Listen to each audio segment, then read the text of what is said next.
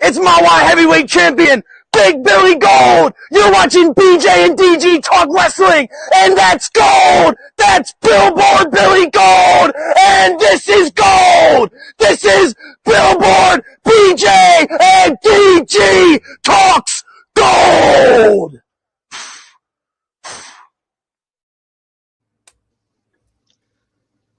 Welcome back to night 2 of our Summerslam Watchalong. I'm BJ. That's DG. I'm DG.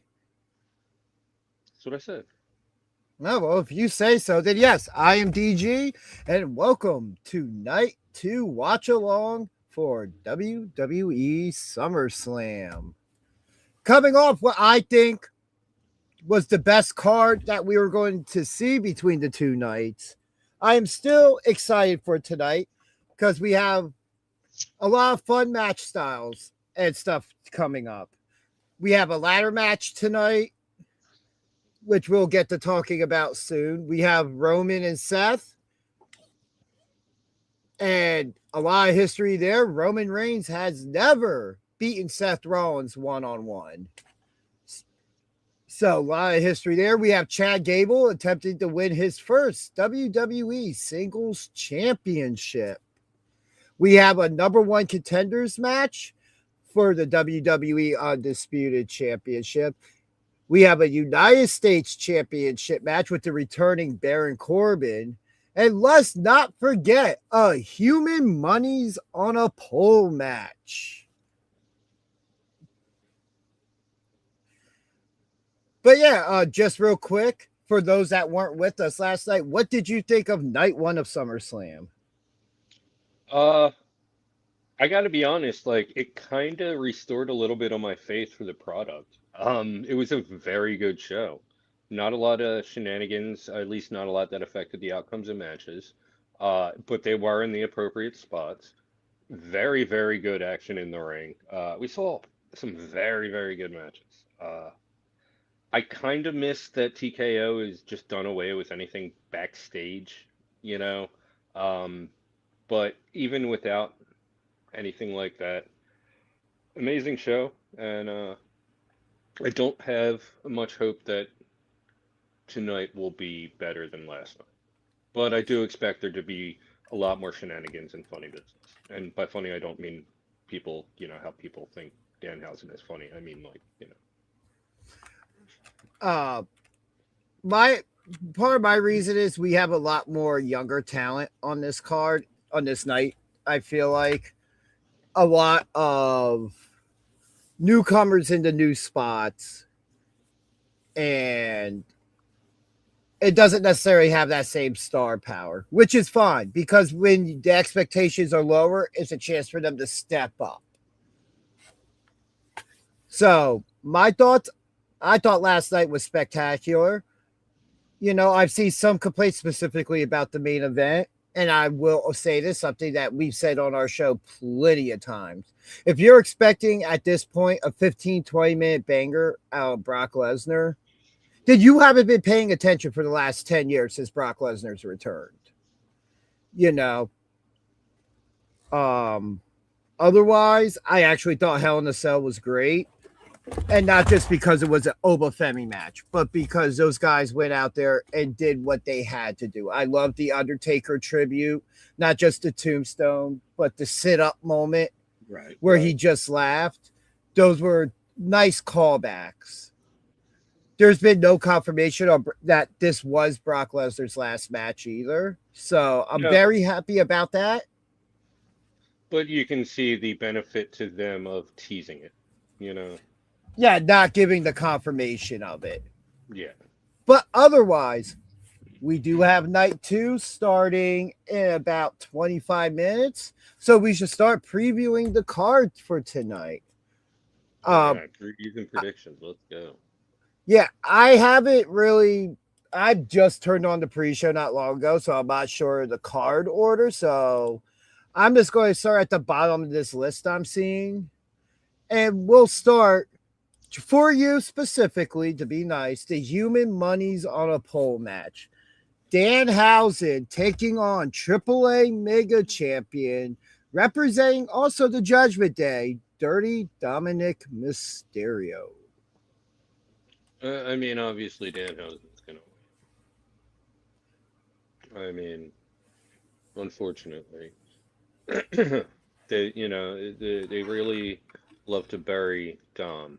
You know, he's at his age now. Here he pops up on screen.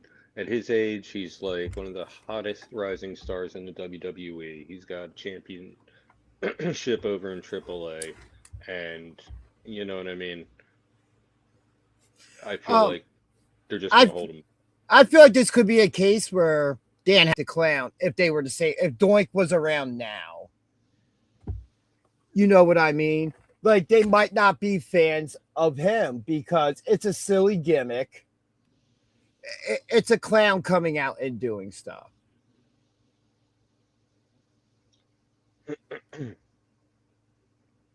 I mean, in the end, it's a company, and that's just the way it breaks down, right? Like I Like said, the they would have signed him either way. I mean, credit overall to what's happened with Danhausen, especially with how bad the debut at Elimination Chamber was because of its placement. And that's all it was. We discussed this. It was placement. That was a Monday Night Raw debut. That was a TV debut, not a PLE debut, to where you have this whole mystery over, oh, who's going to be in this spot? Who's this going to be? And everybody was saying Chris Jericho, because he did debut. Everybody knew it wasn't going to be Chris Jericho. See, my problem with that wasn't the Who was placement, it smart. was the fact that he came out and danced around and didn't do anything. Like, okay, why? Why did I just have to sit through this? Is there a Again, reason? No. He just which is disappears why into the I back. think it's a TV debut over a PL. And also the wrong city. Sometimes you gotta pick debuts per city as well, because fan reaction will also dictate. Because that live fan reaction could dictate how the fan at home sees something and how they feel about it. But in the end, I think Dirty Dom could win this, but I'm a Danhausen fan. I'm picking Danhausen. I'm pulling a Pete the Wall Pierce, picking with my heart. But in all honesty, this is one where Dom should win, or at Yeah. least it should end.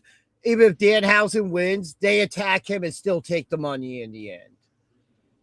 You know, and then you could wrap it up on Raw or something over the next couple weeks, and this doesn't spill into another pay-per-view. Or I'm sorry, PLE.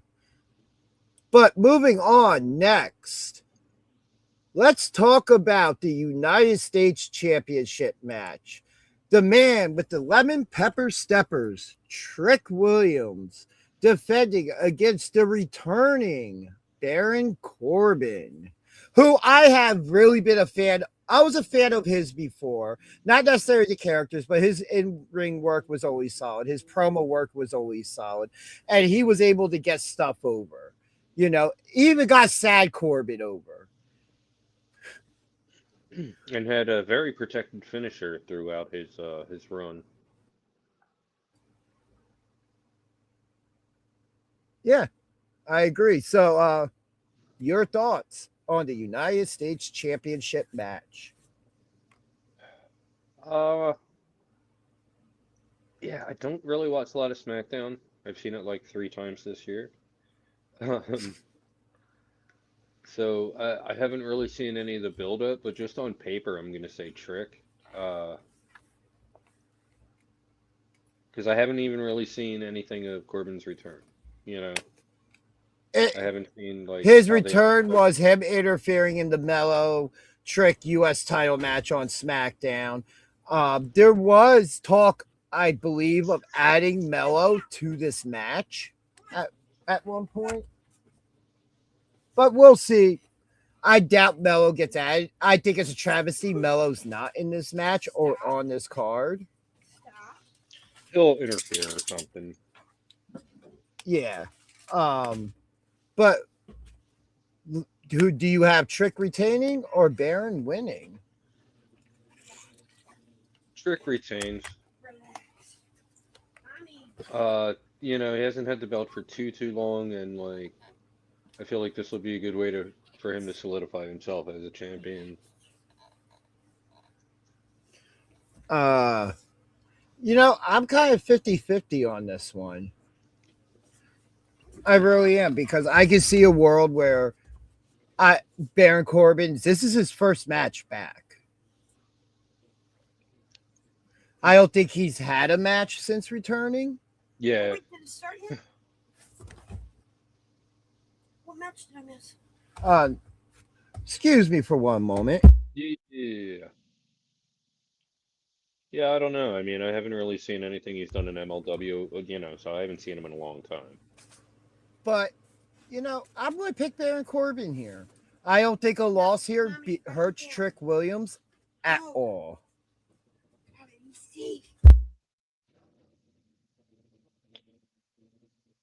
All right.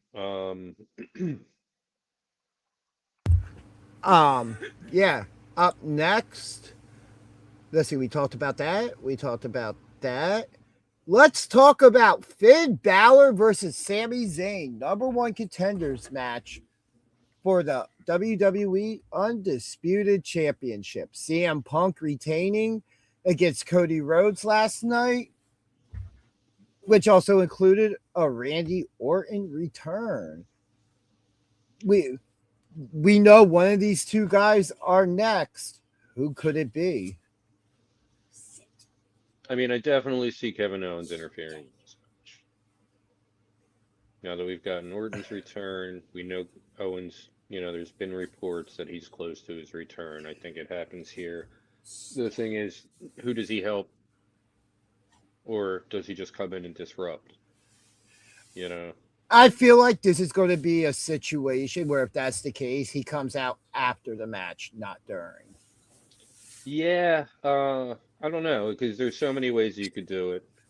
Because here's how it's one of those things where, do you remember when Sammy won the NXT championship? And that was Owens' first show as well. Yeah. They did the celebration. They were leaving. I could see Sammy winning this match and then taking an apron bomb from KO. And KO, they're going to do that again. And KO steals the #1 contendership from him, because KO's going to get a babyface pop returning. I don't know. Like, Sammy isn't over enough as a heel. After what I saw this past Friday, I'll argue that, because he finally got the fans booing, because the fans want to cheer him. But at the same time, they have him in the right position against Finn Balor, who also, Sammy, I only had the title for 9 days. Finn had the world title, universal title, still that level championship for 24 hours, and was forced to relinquish it. Hello. Joe Hale, how you doing? Well, ready for night due. So, I'm picking Finn Balor to win this. I think Finn Balor wins this, and we'll see where it goes from there. I also am not ready for another Sammy KO feud. I kind of want the idea of KO. Maybe KO comes out and ruins the #1 contenders match and takes both guys out. Because the last time we saw him, that's what I said. Like, just comes out. But then we don't get a #1 contender. This story continues. So we have a #1 contender triple threat. At what was Friday night? Yeah. I mean, here's the other option I will pitch in the situation. We have it scheduled as a 1-on-1 match. What if Nick Aldis has officially been reinstated as SmackDown GM? What if he inserts Kevin Owens into this match in his return? It becomes a triple threat, and KO becomes the new #1 contender to go after Punk. I could see that happening, but match as is. As is, I'm picking Finn 100%. I would like Finn to win, but I think Sammy's going to win. Because my reason why I think Finn wins is because my two favorites right now to win Money in the Bank, Sami Zayn or Oba. Right. Given the story they're telling with Sammy right now, him having that briefcase would make so much sense. In the chat, we just talked about that. I'm pretty excited for that match as well. And yes, Punk did call out Obafemi last night, saying if he wants a shot, he's more than happy to give it to him. Yeah, Even I though it like that seemed like prospect. Punk wasn't caught up on that storyline to a point of he still thought Oba has his title shot. So, which I'm kind of glad to hear one of the champions come out and like, hey, he did earn a title shot. I'm more than happy to take him up and give him the shot he rightfully earned still. Wouldn't it be funny if that happened tonight? Yeah, you'll be All this comes alone at out. that point.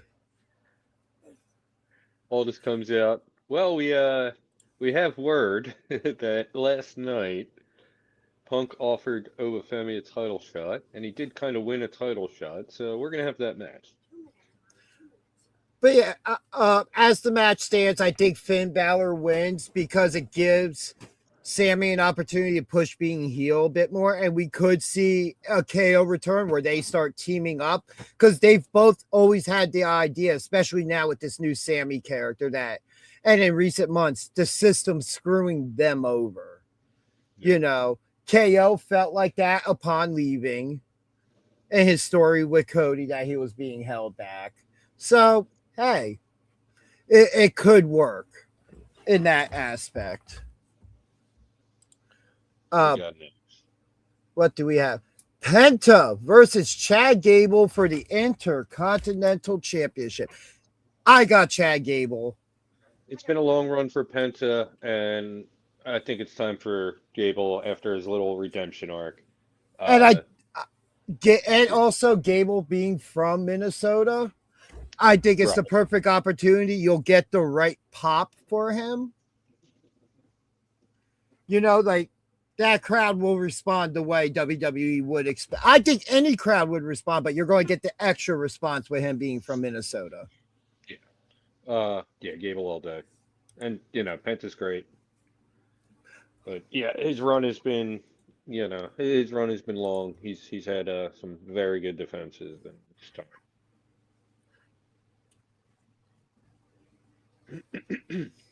Yeah. Next, the ladder match for the interim WWE Women's Championship featuring Charlotte Flair, Jade Cargill, Chelsea Green, Tiffany Stratton, and Lash Legend, who qualified this past Friday night in squashing Julia. Well, we're no longer in the era of if Charlotte's in the match, she wins.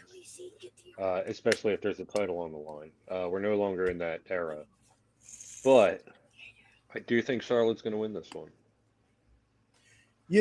So here's my problem. I was all for Tiffany Stratton somehow becoming double champion, relinquishing the United States title, because I think a Tiffany Stratton Rhea Ripley match would be money, especially a unification bout. Because now you have a reason with two baby faces going against each other to crown a single champion. And I think the most likely match to come out of this, though, is Charlotte Rhea. Tiffy's also from Minnesota, which plays another kind of role in it. If you're a fan of this show, I want to pick Lash Legend to win this. I mean, I also want to pick Chelsea Green to win this. The only person I really don't see winning it is Jade. Right. We've already been there. Yeah. I can see in a way, Charlotte winning it. I'm just not interested in the Rhea return of seeing them two go at it again right now. It's not interesting to me. I've seen really are. I mean, I would be interested in the Jade Rhea rematch. That would interest me. Rhea Lash Legend would interest me. Yeah, not yet. So Blake Monroe, Chelsea Stratton. Let's just remember, Chelsea Green's been trying to team with Tiffy recently.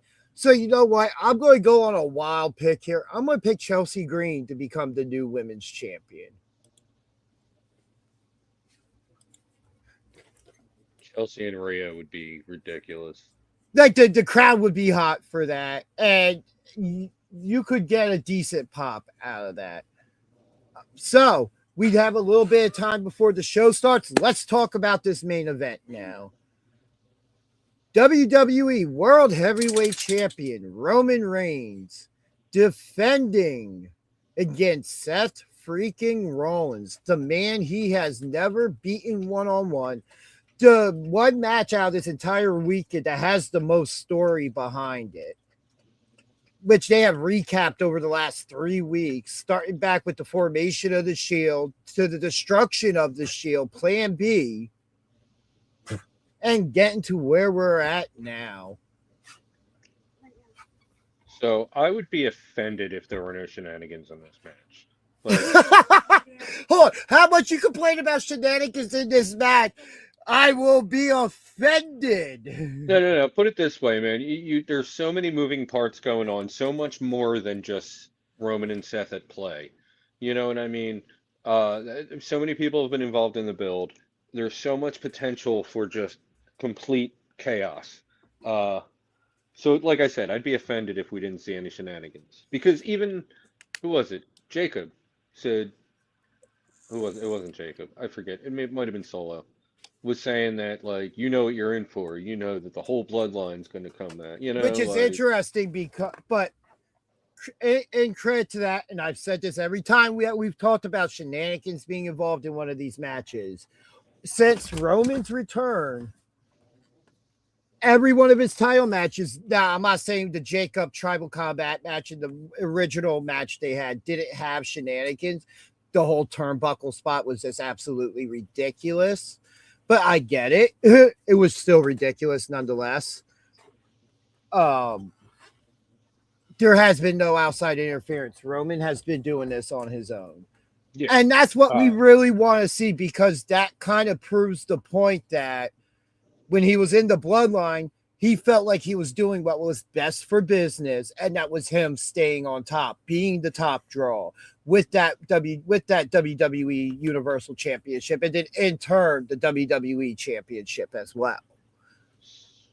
Yeah. So I think that Roman retains, but by disqualification. I think we get some type of a very unhappy finish to this weekend that's going to sour the entire weekend because of TKO. Because in all honesty, come back or something. If The Rock come, I don't think that necessarily, but at the same time, I do see your point, and I expect shenanigans, but I think it's somebody on the other side, non-bloodline, that comes out to try, like a LA Knight, a Solo, right, a Royce Keys, one of those guys will say comes out. In turn, now the bloodline's playing defense, not offense. Because now if they were playing offense, being the first ones to come out, we make the argument, now this is the original bloodline again. Coming out, interfering, making sure Roman leaves with the title. As in now, like, we weren't the first ones to do it. We did what we were told. We stayed in the back. You guys came out and made us come out. Made us have to correct what you were doing to even up the odds. Because at that point, it's a different reaction, right? From being... Tweety. Oh, shit. Darius Rucker. Nice. Man, he's so old now. Yeah. But, you know, the other thing I can picture is a Roman Reigns win by disqualification, to where they preserve the idea that he's never pinned or submitted Seth Rollins. Right. Because this is a really hard match here, to where, like I said, I compared it to some of the bigger rivalries of the past.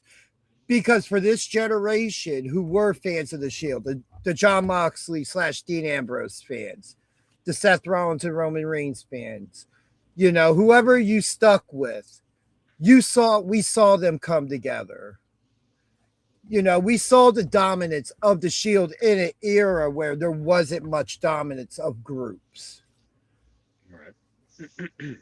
And all three of these guys are deserving of their spot. I said it the first time I saw Roman. I'm like, that's the next John Cena. They're going to force him down our throats and the fans are going to rebel against it.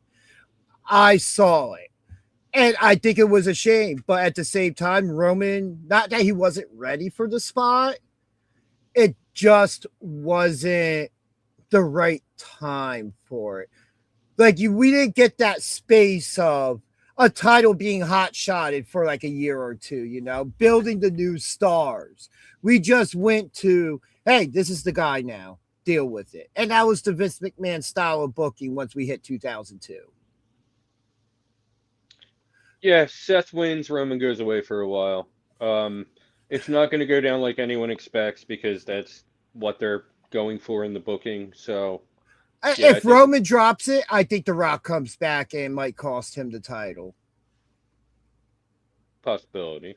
Yeah, and then Roman can go away and rest for a little bit. But I know he has. I've seen what his schedule looks like, and he is scheduled for the next month or two to still appear before taking a little bit of time off again. So I could still picture. I think it's going to be a screwy finish, and somehow he's going to walk out with that title, and they're going to figure out a way to preserve Seth Rollins being that thorn in his side. Do we see a ref bump? Yes. Yes. Yeah, I think 100% at least, bare minimum, we see a ref bump. Beautiful championship that Dom is holding there. Oh, I love the look of that belt. It's so simple and elegant at the same time. But yeah, of everyone making their way into the arena. Charlotte, Jade. We are getting underway here. We're seeing some superstar arrivals from earlier in the day. I will be right back. I don't know why I muted. I'm not using the restroom. But we are in for what a shows with that I don't have as high expectations for, unlike last night. To be perfectly honest. And that's the same thing I said. Like, I don't expect this show to beat last night, but I do expect it to just be completely insane. And, you know, I expect the unexpected.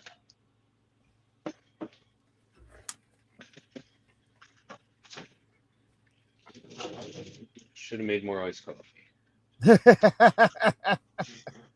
All right, now we're about to go through the opening package to recapping last night. So I hope everybody is excited for night 2 of SummerSlam, because I am.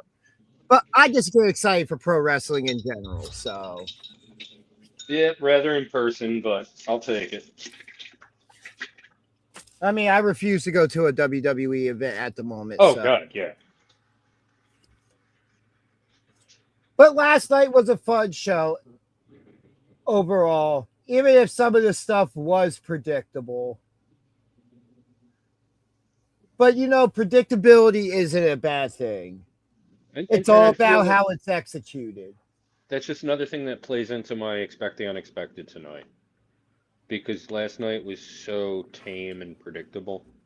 But the action was great. Oh, absolutely. And for me, that's kind of what it's about. I just want to see good, solid matches. Yeah. I want to have fun watching wrestling. I want to have fun attending wrestling.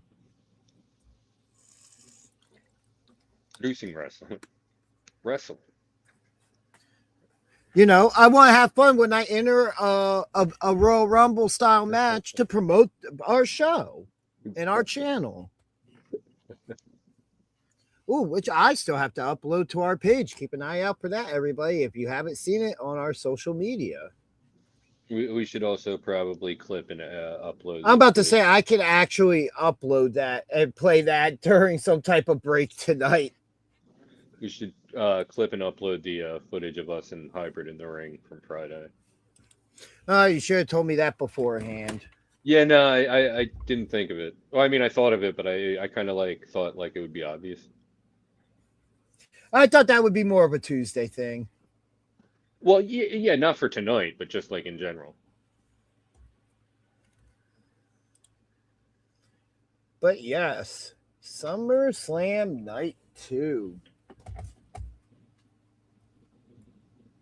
Who's it going to Hey, be? they took down the Hell in a Cell completely. They didn't rehang it. I'm disappointed. Well, I guess they don't need it. Well, I guess they had to set up the ladder match stuff too, so that kind of makes sense. Yeah, true. Why am I?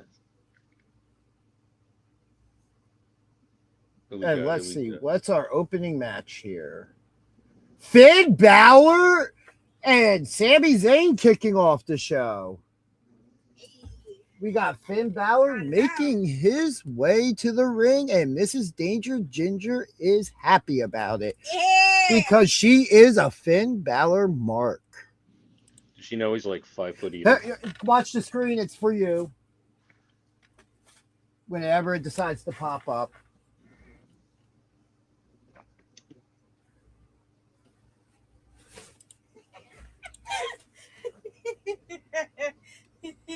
Don't know why my feet on my laptop was so far behind, but The stream usually takes a couple seconds. no. I mean, it actually like stopped and went back a little further than normal. Yeah.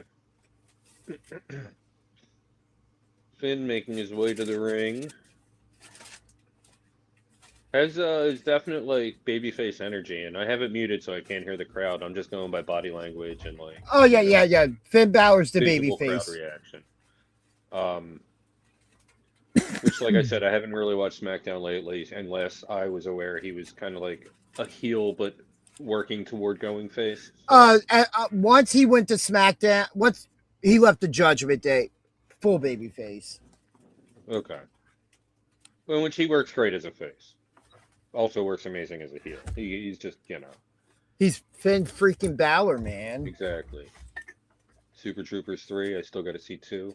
Oh, dude. Well, we're going to have to do a group watch for that. I love Super Troopers, man. I'll watch both those movies back to back.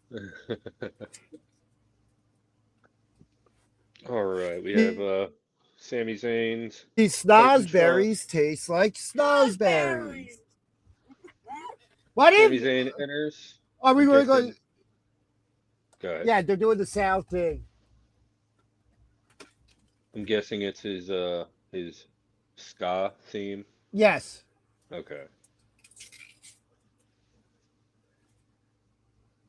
Which isn't really mixed reactions from the crowd, it sounds like, but they don't really have the crowd sound hyped up.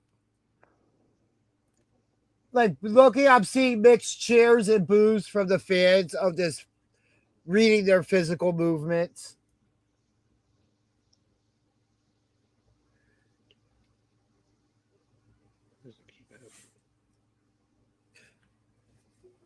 This is a good solid match to have on ESPN to start the show, though. Oh yeah, absolutely. Yeah, I know they announced this, and I saw it earlier. The match order. That was yesterday when I saw the match order. Now, the placement's very interesting if they do the KO return in the opening match. And that's what I was thinking. Like, it's a little less likely to happen now in the opening match, but at the same time, I could still see them doing it. Uh-oh. Here comes Aldis. Did I call this? Did I legitimately just call this? Hold on. Nick Aldis has come out onto the stage.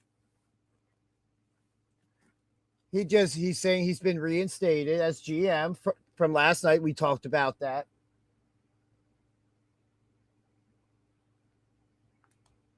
Hey, he's saying calling things down the middle was best of business. He's adding someone to this match. Is it Kevin Owens? What? He has added Gunther to the triple threat match, making it a triple threat match. To be fair, wow! Like I was saying, expect the unexpected right off the bat. We have the opener turn into a triple threat, and Gunther competed last night. Wow! You know, would have never thought he would pop up in the opening match. Gunther comes out. They shake hands. He talked a little bit of trash beforehand. But wow. All right. Before this match starts, does Gunther now become number one contender to the undisputed WWE Championship? No. No. But now also we have a reason where KO's interference can't stop the match. If KO Right. was to come out and help Sammy. Right. No, Gunther wins this. You know what? I have to agree. Yeah. They wouldn't I'm- just jam him in there for no reason. I don't think it's for no reason. This does fit the story they've been telling with him. But wow. Well, yeah. Oh, Oh, we have wait. we have We another have something participant. else. Sammy really getting screwed over here. Oh, he's adding somebody else. Now, is this KO or Randy Orton? Drew. Yeah, officially, we now have a fatal four-way. And we're waiting for it. Who could it be? And it is the return of Kevin Owens. Welcome back. Wow.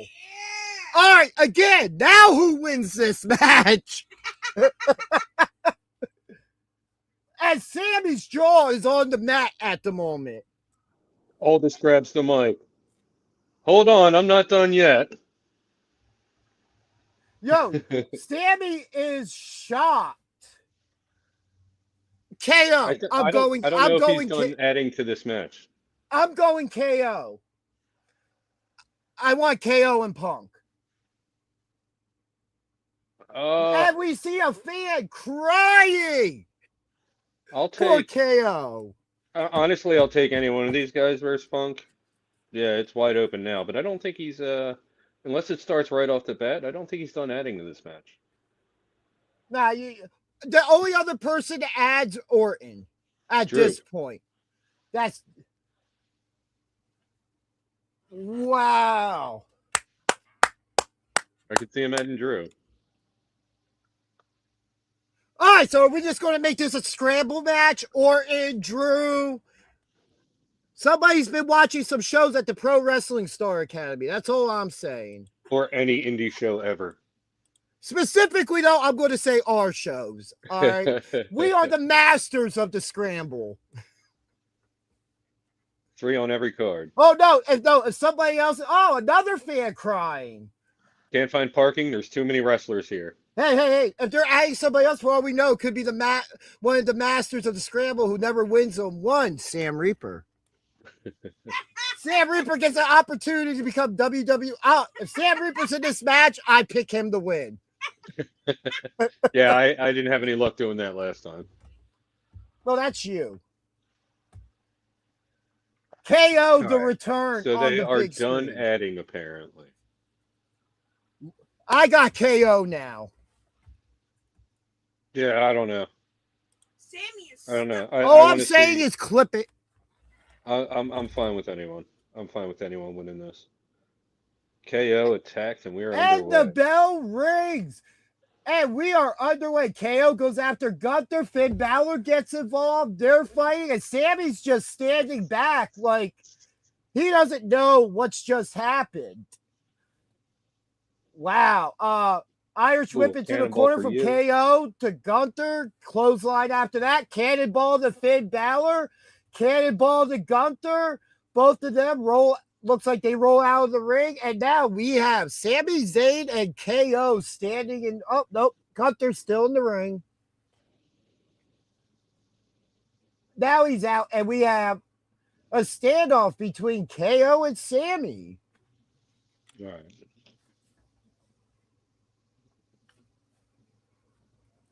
They hug it out. Okay, it'll be nice. You're ahead. And the fight is underway. Trading right hands are KO and Sammy. Oh, big clothesline.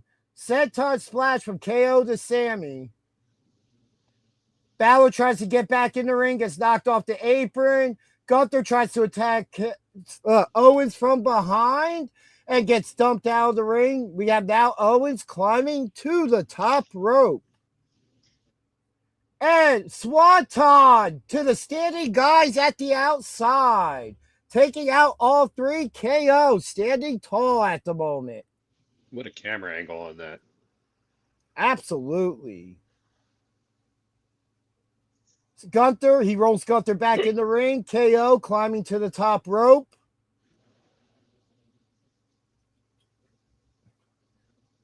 KO with another swanton to Gunther.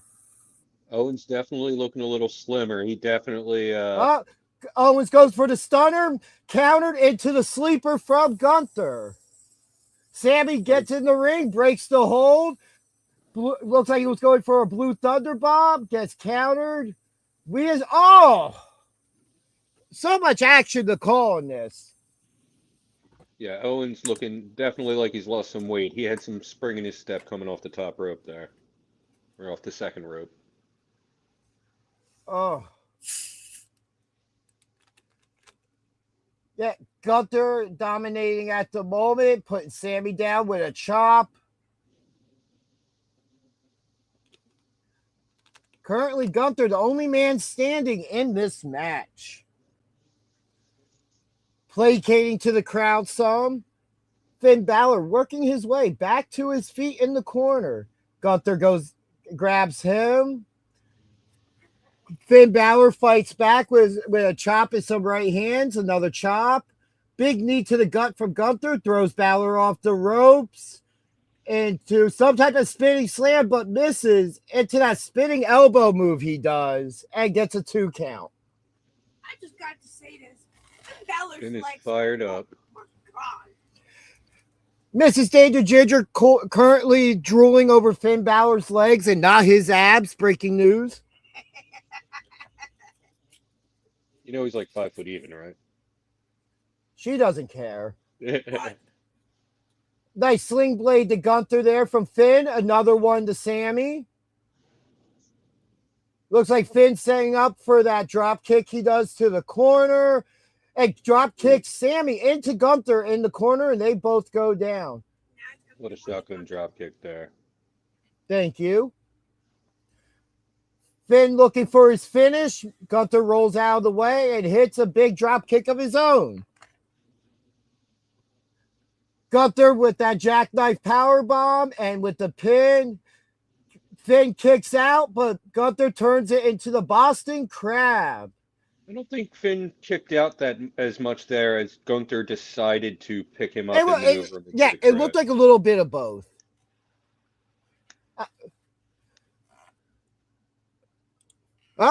My brother Dan in the chat did not see that coming. I was ready for Orton's music. I popped so hard. This sound effect is for that. Gotta give Gunther credit for working back-to-back nights. Absolutely agree. Hi, Dan. Mrs. Danger Ginger says hi, Dan. If you didn't hear her. I have a big mouth. I think everybody hears me. Balor hits Owens with an enziguri as he climbs to the top. Now Balor is climbing to the top. Looks like we're going to get a superplex, but Owens counters. Oh, devastating top rope pump handle bomb. Oh, man. That was... Sammy throwing KO out of the ring, trying to steal the victory here, but only gets a 2 count. Sammy's shocked. Dan says hi. Sammy knows that's not enough to take out Gunther. I think I'm going to change my background here to something more simple where I don't fade in and out as much. Yeah, give that graphics card a break. All right, we got Finn and Sammy at the top here. Sammy looks like he's trying to set up for a superplex. Finn Balor counters, trying to get him off with some right hands. Sammy goes down. But as he's climbing up to go for it, KO just knocks Finn off the top rope to the outside. Now KO climbing to the top rope. Going for the swanton, and Sammy counters with knees. Oh, brutal knees to the back. Yeah, that's that surgically repaired neck. Taking the brunt of those knees. Referees backing Sammy off to check on KO. Sammy setting up for something here. Looks like a haluva kick coming. But Gunther gets back in the ring and puts Sammy into a sleeper. What a catch. Oh, it's locked in, but Finn climbs to the top. And Finn breaks it with the coup de grace. Goes to pin Sammy. 1, 2. What? Oh. Whoa. Wow. That was 3. That was 3. I need a replay of that pinfall there. There we go. And they didn't show it. They didn't show it. Oh my goodness. Wow. Michael Cole saying what a way to start this. Absolutely agree. Oh, big chop to Finn from Gunther. Gunther locking in the sleeper on Finn, but Finn flips it over into a pinfall, gets a 2 count. Super kick from KO to Gunther. Stunner to Finn. Gunther goes for the sleeper on KO, gets countered into a stunner for him. He goes for a stunner on Sammy, but Sammy counters to a blue thunder bomb and gets a 2 count. Sammy's not winning with that. He knows it.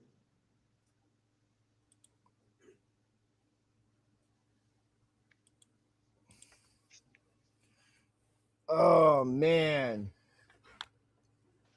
Why isn't this our main event? This has main event energy written all over it at the moment. That's all I'm saying. This is the SmackDown. Sammy setting up for a haluva kick. KO counters with a super kick. Sammy stunned. KO hits the stunner. Is that it?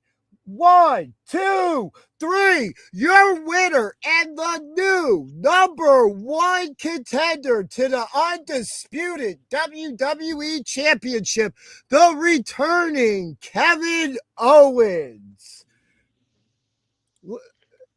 And those in the studio audience, how do you feel about that?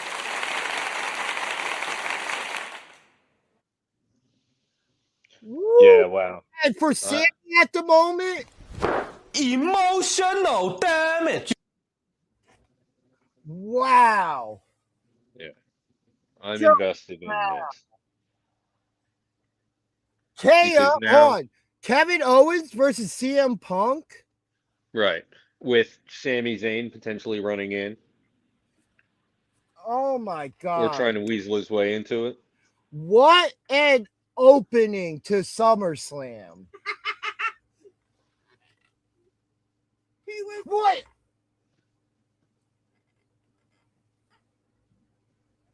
For the second night in a row, Mrs. Danger Ginger has turned off the TV and has caused me to miss something. My big ass, sorry. Well, put your phone somewhere where, and this is not on YouTube. I'm sorry. The dog trying to steal my food. Well, stop eating. I'm hungry. Oh, missed the part where that was my Super Troopers are there problem. chugging a beer. Wait a minute, who's chugging a beer? The Super Troopers. Oh, I thought you were about to tell me KO was doing a Stone Cold celebration. We get a little ad for Super Troopers 3 here. As now this is Which, taking forever to load. Yep, I am now seeing that as well. I just saw something explode on the guys. Okay, we're like almost perfectly synced. But yes, everybody, thank you for joining us tonight for our watch along. What Just what a moment we just saw. Like the WWE title picture right now looks jacked. Oh, absolutely. Especially because, we just got the return of Orton, who will definitely come into play at some point. He's got a bone to pick with a couple of these guys. And McIntyre is going to return sooner or later. Oh, coming up next, Trick Williams, the man who wears the lemon pepper steppers, taking on Baron Corbin, defending his championship.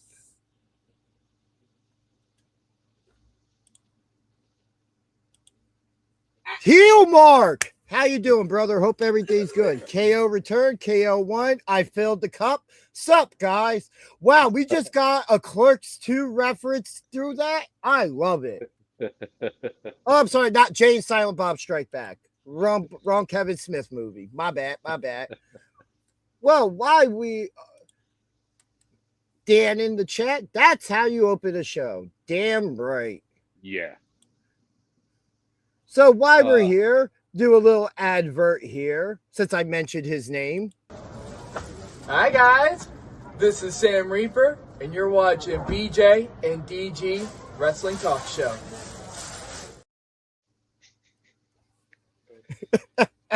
As good as that is, I can't help but thinking back to the original before we had the background on that. Yeah, man. There's only two that don't, and that's just absolutely awesome.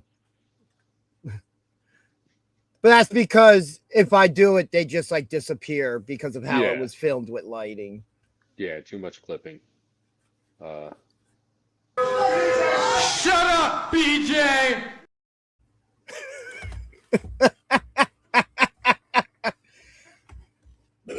But yeah,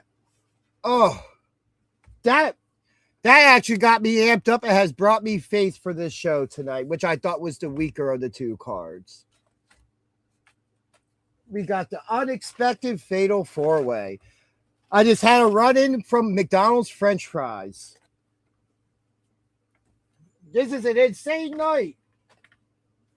Who the hell's booking this shit? Your mom. Hey!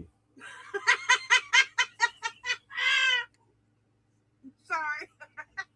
This Mark back here. But yeah, as we talked about in our pre-show, who did I pick? I think Baron Corbin wins this. I would love to see it. Him with that United States title, I think would be great. BJ has just disappeared. I'm here.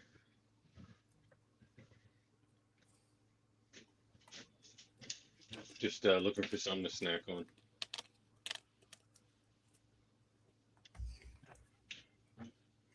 Think I will upload, see if I can find some clips to upload during some of these commercial breaks here.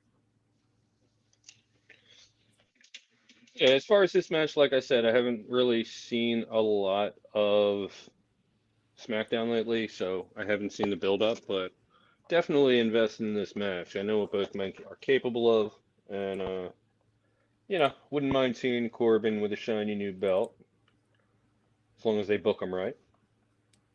Yeah, I agree. As we also talked about, one of the most protected finishes in recent history of pro wrestling. Yeah. Yeah, he could have done great things if they booked him correctly the first time around. Instead, they covered him in dog food. One of many moments where we were just like, what? It was a different booking era, but, even so. Oh, I have to upload that one over here.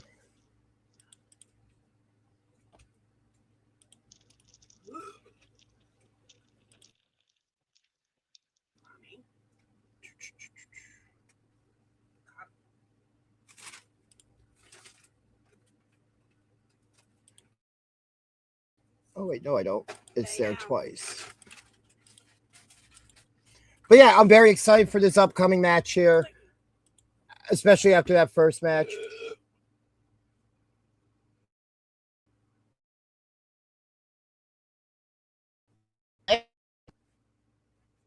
I'll be darned.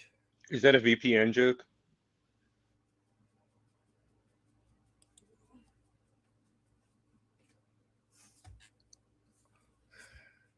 I'm out of here. That's it.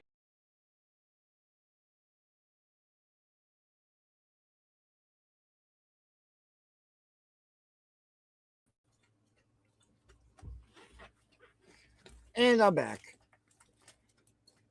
I had to go to Canada real quick. I needed some maple syrup for the pancakes and catering. Come on, come see you later.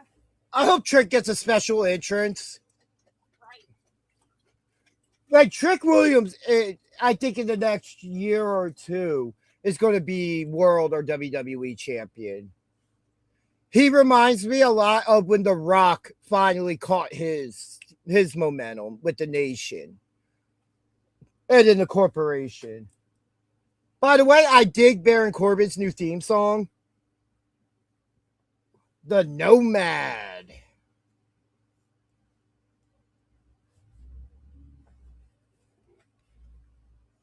Come on.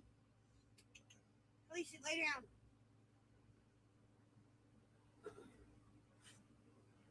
One fall. Just had to give it a listen real quick.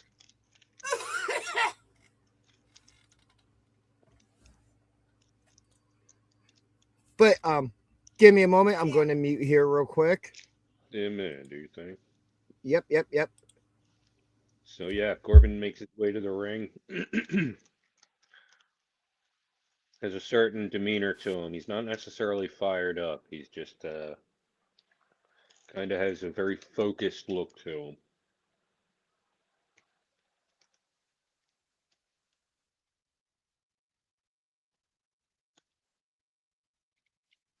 It has to have been what, 3 or 4 years since the last time we've seen this guy in WWE or on WWE PLE at least.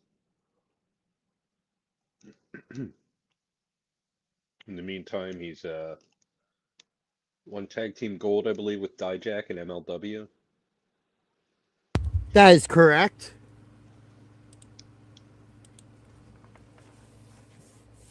Yeah, it hasn't been that long, come to think of it. I mean, he was teaming with Breaker in NXT right Oh, before Breaker. I absolutely loved that run.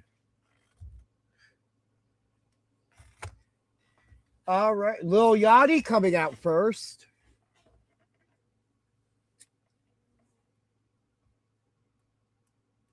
We haven't seen him in a couple weeks with Trick.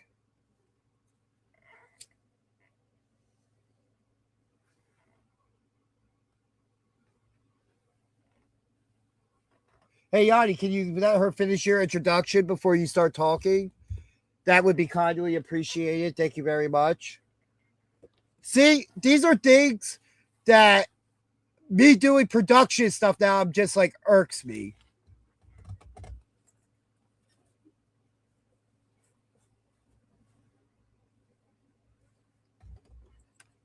Lil Yachty introducing our United States champion, the man who wears lemon pepper steppers, Trick Williams. Hey, think all this comes out and adds Carmelo Hayes to this match? Let's make it just a theme tonight. 2 fire matches, though, to have on the first hour for ESPN. I will say that. Mm-hmm.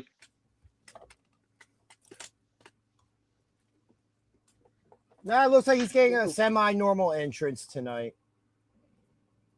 I wonder how Bobby Roode feels about Trick stealing his gimmick with the rotating platform.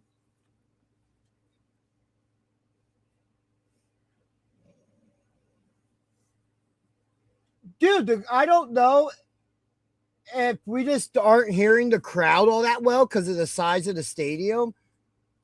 Like, I can hear them chanting, whoop that Trick, but I don't hear them.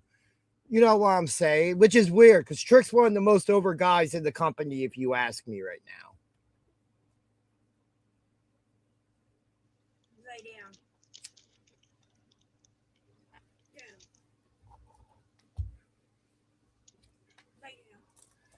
But yeah, we are getting ready to start this match here.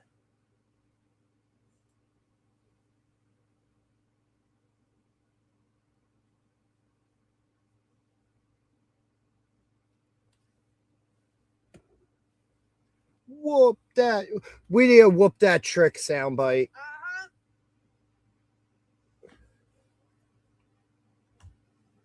Oh, I missed it, but 1 hour later. we are still live. Oh, and we're off to a hot start here. Trick Williams with some right hands to Baron Corbin and a flapjack. Trick kips up. Trick not wasting any time, going Yeah, right we're after doing Corbin. a little Booker T thing here. Oh, I was about to say, if he does a spin Rooney, I'm done.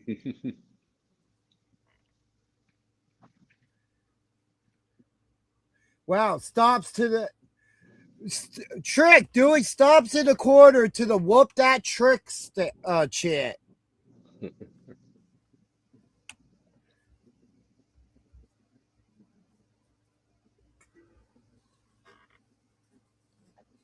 Oh, big clothesline sends Corbin over the top rope and out of the ring. Trick follows. Oh, Whips Corbin into the barricade. Shoulder first. Corbin slowly slides to the floor. why is And Trick Trick getting goes a table? Is this no under the ring. disqualification? We got the Slim Jim table making an appearance on night 2. Yeah, Trick sets up the table with a All right, little help so from so Yachty. does Lil Yachty go through the table? Well, he who sets it up goes through it, so it might be Trick. Either But way, Corbin they slides both back. touched it. Well, yeah, true. Maybe both. Corbin slides back into the ring. Trick follows, but Corbin exits out the other side. Trick kind of stops short. He goes around the corner and chases him. Deep 6 Oh. outside the ring. As Ran right Trick into that was running, ran right into it. Corbin rolling back into the ring. The referee now counting Trick outside the ring. Up to 2, 3, up to 4. Just hot start to this match. That's a damaging move early on in this match. Does damage to that back. That could come back to hurt Trick Williams. Corbin rolls back out the ring and pushes him face first into the barricade, and then grabs him and pushes him face first into the ring post with the LEDs on it. Yeah, I don't know how Corbin got his special meter up so fast in the early goings of this match, but his He signature. started with one already. It's one of those special things, you know. Okay. Oh, replay of the deep 6 outside the ring. Trick looking like he still hasn't really recovered from it yet. Finally makes his way back into the ring. Corbin mounting Trick and raining down right hands. And WWF No Mercy on the 64. If you did that move 3 times in a row, your opponent would tap. And just still raining down those rights. He finally stops. Lil Yachty outside the ring looking disgusted. Don't get me Fans started on No booing. Mercy. Downloaded a bunch of ROM hacks last night. Trick Williams right now looking really out of his element. Yeah. Corbin has Trick in the corner, raining down right hand some more. This looks like a meaner Baron Corbin than we've seen in the past. And a short Irish whip back into that corner where he went into it face first, bounces out, and now raining down right hands to the back of the head. As he bounced back from the corner, Corbin gave him a short clothesline as well. This is a much meaner and more aggressive Baron Corbin than we've seen in the past. It's about time. Now. He could have been this guy years Baron ago. Corbin, there's blood on Trick's hand when he was like reaching out for the rope. Just to point out, I don't see blood anywhere else, but it doesn't mean anything. Referee does have gloves on. So maybe a bloody nose or something.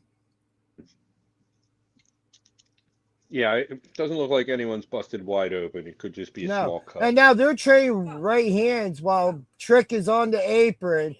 And then Corbin with a eye rake or something moved to the nose. Is that the old got your nose? Yeah, and now Yul Yachty getting in Baron Corbin's face.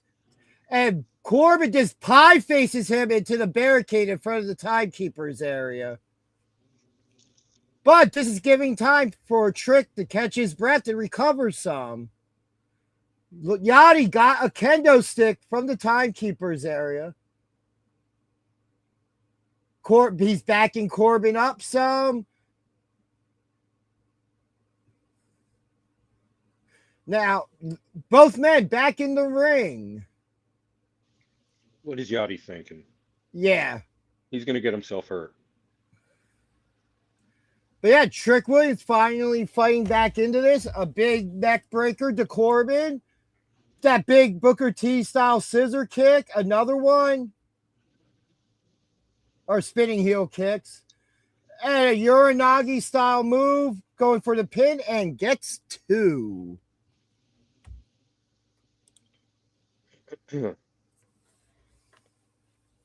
Trick still trying to recover from that deep six outside the ring earlier. Yeah, this has been a hard-hitting match, surprisingly. Lil Yachty trying to get the crowd into it. Baron Corbin up on Trick Williams' shoulders. Corbin trying to fight out of it with a rake to the eyes and does. Lay down. Corbin thinking about something here. He goes to bounce off the ropes, stops, and then takes a kendo shot from Yachty. Which, how did the official not see that? Trick, why was it so awkward? Like, that was right in front of him. Is this the same referee that was in the Roman Fatu match with the turnbuckle thing? Like, I don't understand how that wasn't a disqualification. I think everything just got screwed up because Yachty was out of place. Yeah, Baron Corbin did kind of have to stutter step. Yeah. Sorry to break the fourth wall there.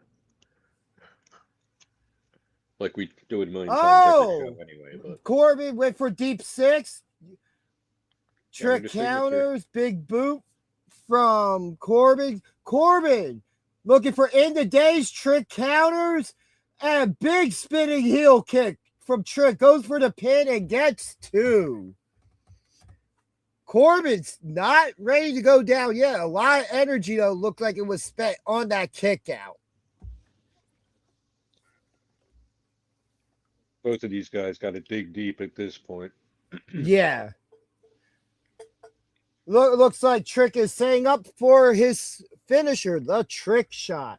Will he hit it? He goes for it. Corbin rolls out to the apron. And Trick was picking him up and hangs him out to dry up there. Referee checking on Trick. Corbin now grabbing the furry United States Championship belt. Yachty coming around from the other side slowly. Corbin going up. Now they're fighting over the belt. A nice little tug of war here. They're both on the apron now, Lil Yachty and Corbin. Trick turns around, sees what's happening, hits Corbin, who bumps Lil Yachty, who ends up going through the table that was set up. Wouldn't say through. But Trick Williams, distracted, takes a shot to the face from the United States title from Baron Corbin. Corbin setting up and hits end of days. Goes for the pin. And your winner and the new United States champion, the Nomad, Baron Corbin. our first title change of the night. So do you think this is going to lead to a Wow. Yachty and Trick breakup? Wow. No, I don't. Baron Corbin heads up. Baron Corbin got hit, but he got hit into Yachty. The man with the most protected finisher. Well, two great matches to start the show. Just wow. Yeah, he didn't. You're right. He really didn't go through that table. That table said, "I'm not jobbing to you, buddy."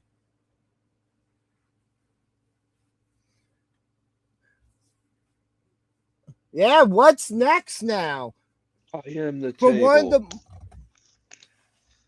the mid-card title picture on both shows is a bit stacked at the moment, and I'm glad.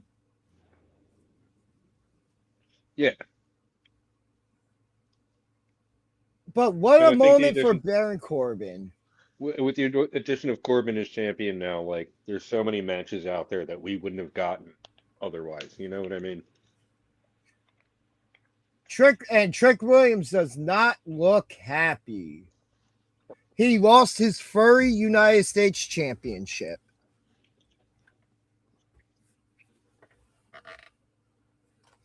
And it looks like seeing an ad for something called Nimrod's, a movie. Oh, it's Green Day. Yeah, Yeah. a movie about Green Day. Didn't think I'd see that so soon.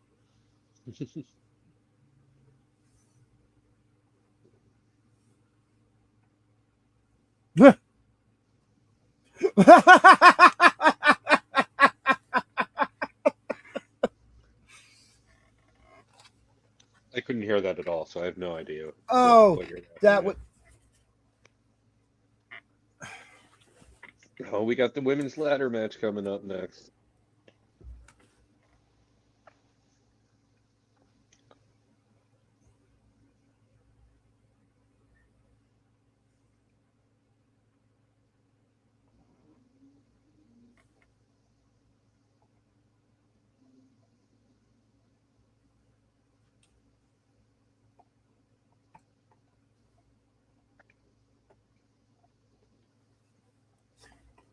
Are we in ad time now? Yeah. I'm assuming so. So, I'm going to play my clip of my appearance at Sideshow Pro Yeah. Wrestling this last Sunday. So, enjoy, everybody. Get his title back. Entrant number 8 is Ref Ginger. Wait, what? We got a ref?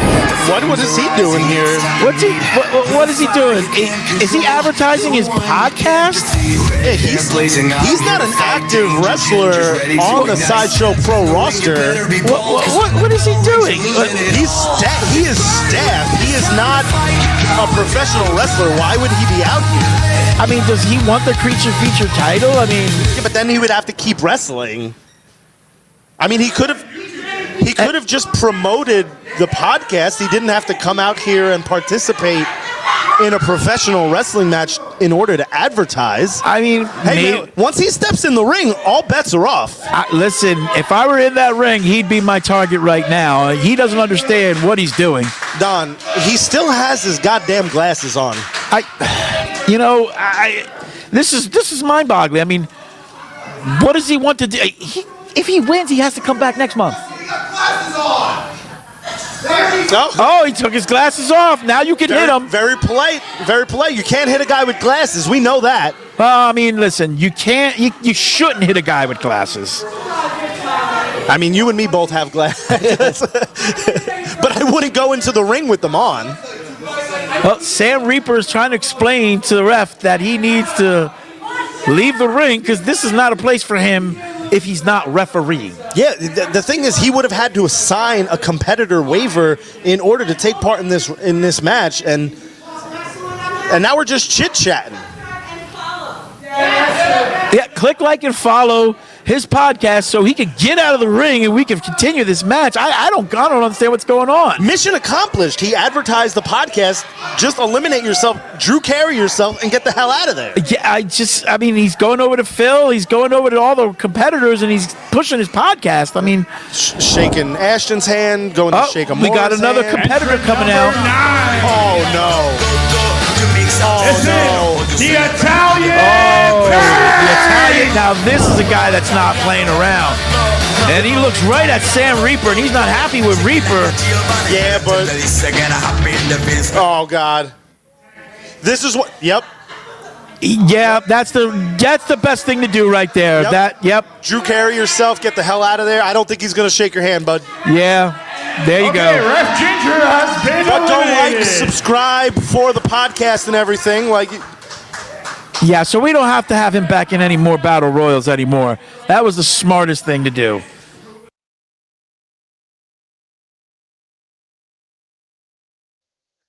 You missed the best part, where you ran and grabbed your glasses from your wife. Well, not the best part, but kind of cut it off in the middle there.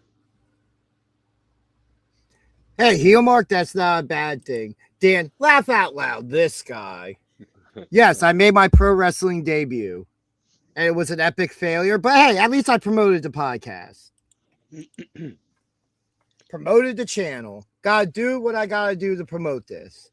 Yeah, I think we got a sub from that. I think we got a couple, actually. But yeah, we got the women's ladder match coming up next for the interim WWE Women's Championship. Yeah, this should be fun. A lot of moving parts in this one, and I think Chelsea Green somehow walks out champ. it would fit with her. But yeah, very tough to call this one. Yeah. I could also see somebody else being at another match where somebody else gets added, but I doubt they do that twice in the same show, to be honest. Especially like and two different matches, because they did it twice for the first match. Well, yeah, but I mean, 2 matches apart, I don't think they're gonna. But this would be another fitting one to have a return, like maybe AJ Lee gets added to it. Maybe Lesnar will get added to the main event. Lay down. I made a joke about that last night. That would be very interesting, though, because now that flashes back to WrestleMania 31, the heist of the century with Seth Rollins cashing in. So, but I don't see that, but it would be a great tie-in. Yeah, I mean, they already played that card. You know, there's only one in the deck. Heel Mark said no. Hey, maybe Bailey gets added to it there, Heel Mark. No. Lay down. Dude, I want to go to one. If I'm ever in an area during a pay-per-view, I want to go to that. Just a different way to watch wrestling with those turnbuckle cams. Oh, wow. Yeah, that would be really cool.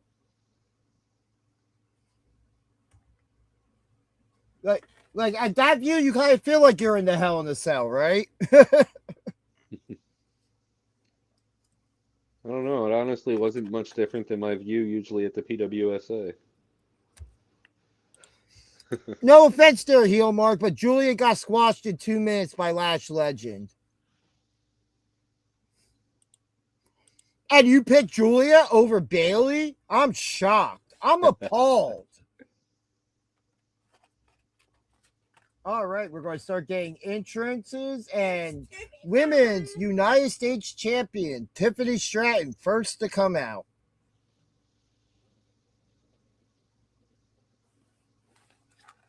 Who is also a solid pick for this match, being that she is from Minnesota, but the sound meter says they're starting to get behind, but I think WWE might be messing with it. Yeah, I 100% never believe that thing is accurate. I do when they're in like France or something and I see the camera shaking. I think 100% every time they manufacture that. I mean, I agree she deserves better, but I can't justify her being in this match. If they were to add a sixth participant.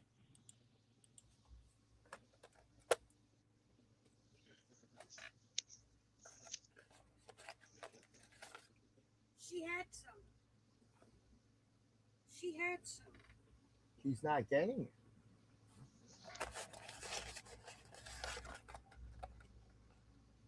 Nah, heel mark, you really can't. I mean, that would be interesting. They add Paige. Yeah, but that story's not done with her and the Bellas. I don't think they just throw her into But the this. Bellas can come out and screw her. Nikki could come out and screw her out of the match. And you next we have Jade Cargill, former WWE Women's Champion and former Women's Tag Team Champion, coming out.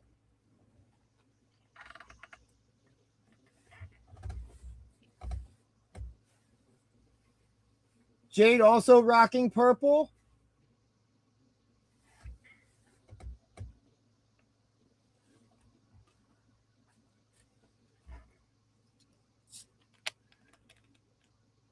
A very interesting outfit to wear in a ladder match, I must say.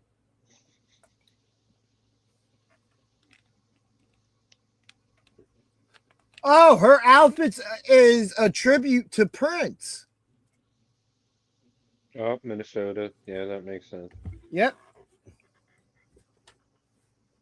But still, that's a very interesting outfit to wear in any wrestling match, let alone a ladder match. Well, hopefully her wig doesn't come off. Yeah, she's had some bad luck with that lately, but Well, just the one match, but I felt like I just had to say it.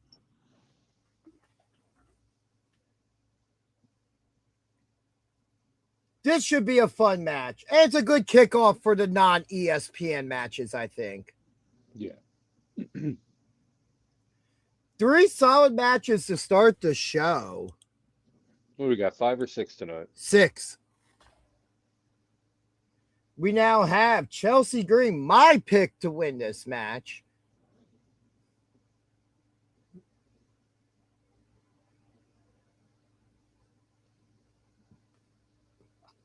I'm just interested to see what a women's champion, even interim women's championship reign with her would look like. Because I thought she had a great reign with the Women's United States Championship. Yeah, she had a really good thing going with with Piper and oh my God, I can't remember the other girl's name. I want to say Alba. Yeah, Alba Fire. Yeah, that's who it was. Okay. Yeah, that gimmick was great, and it was unfortunate that it ended up breaking up, and then they fired Alba, who. Well, Piper got injured. Well, I know. That's what I'm saying. So they ended up, it wasn't the same once she was injured, and I thought Alba was doing fine, but. I'm very interested in what a Latch Legend interim championship reign would look like, too. I gotta say. Like, just like Jade, she has the look for the be in that, and she's good in the ring. She's not bad in that ring at all. Yeah. Another X factor in this match is Chelsea and Tiffany, who have kind of been a team lately, and Chelsea's been politicking to be her tag team partner.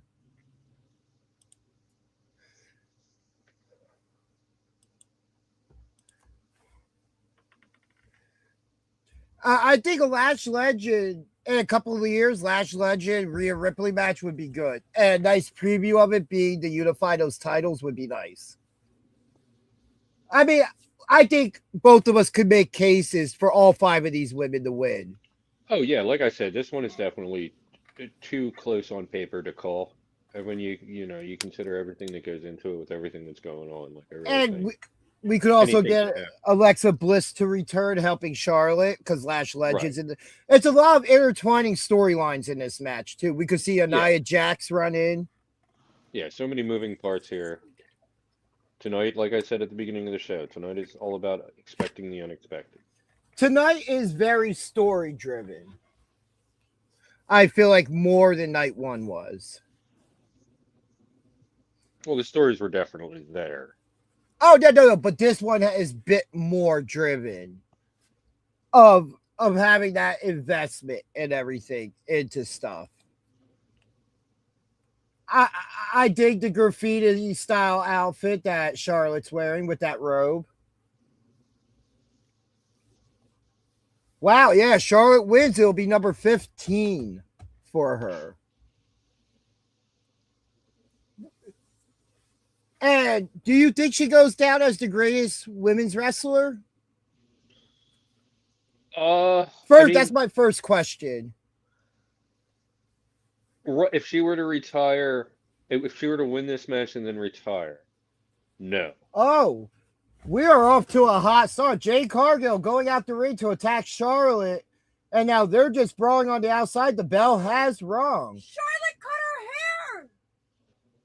But maybe in a couple years, I could see her being considered one of the. She's definitely rocking the Alexa Bliss hair. Yeah.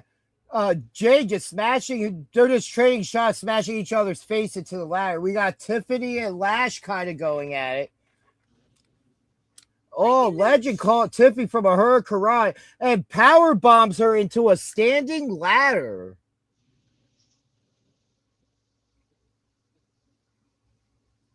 Lash catches Chelsea with a dive, choke slams her into the ladder.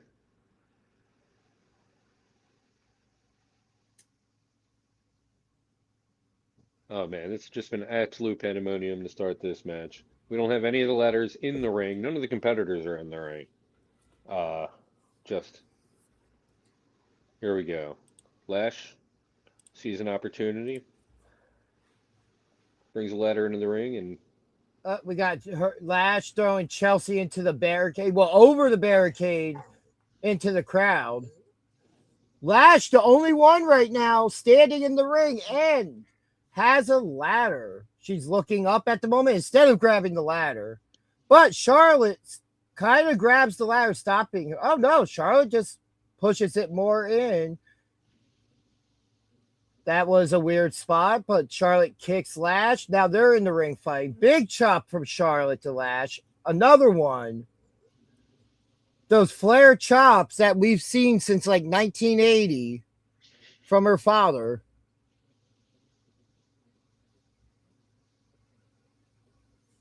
Okay, whatever this was. Oh, Lash with a big slam on the ladder to Charlotte. What's up? Her outfit is, Mike Hamilton Jr. in the Scarlet. chat. Yeah, I mean, I'm really enjoying this event so far. Last night was a great event.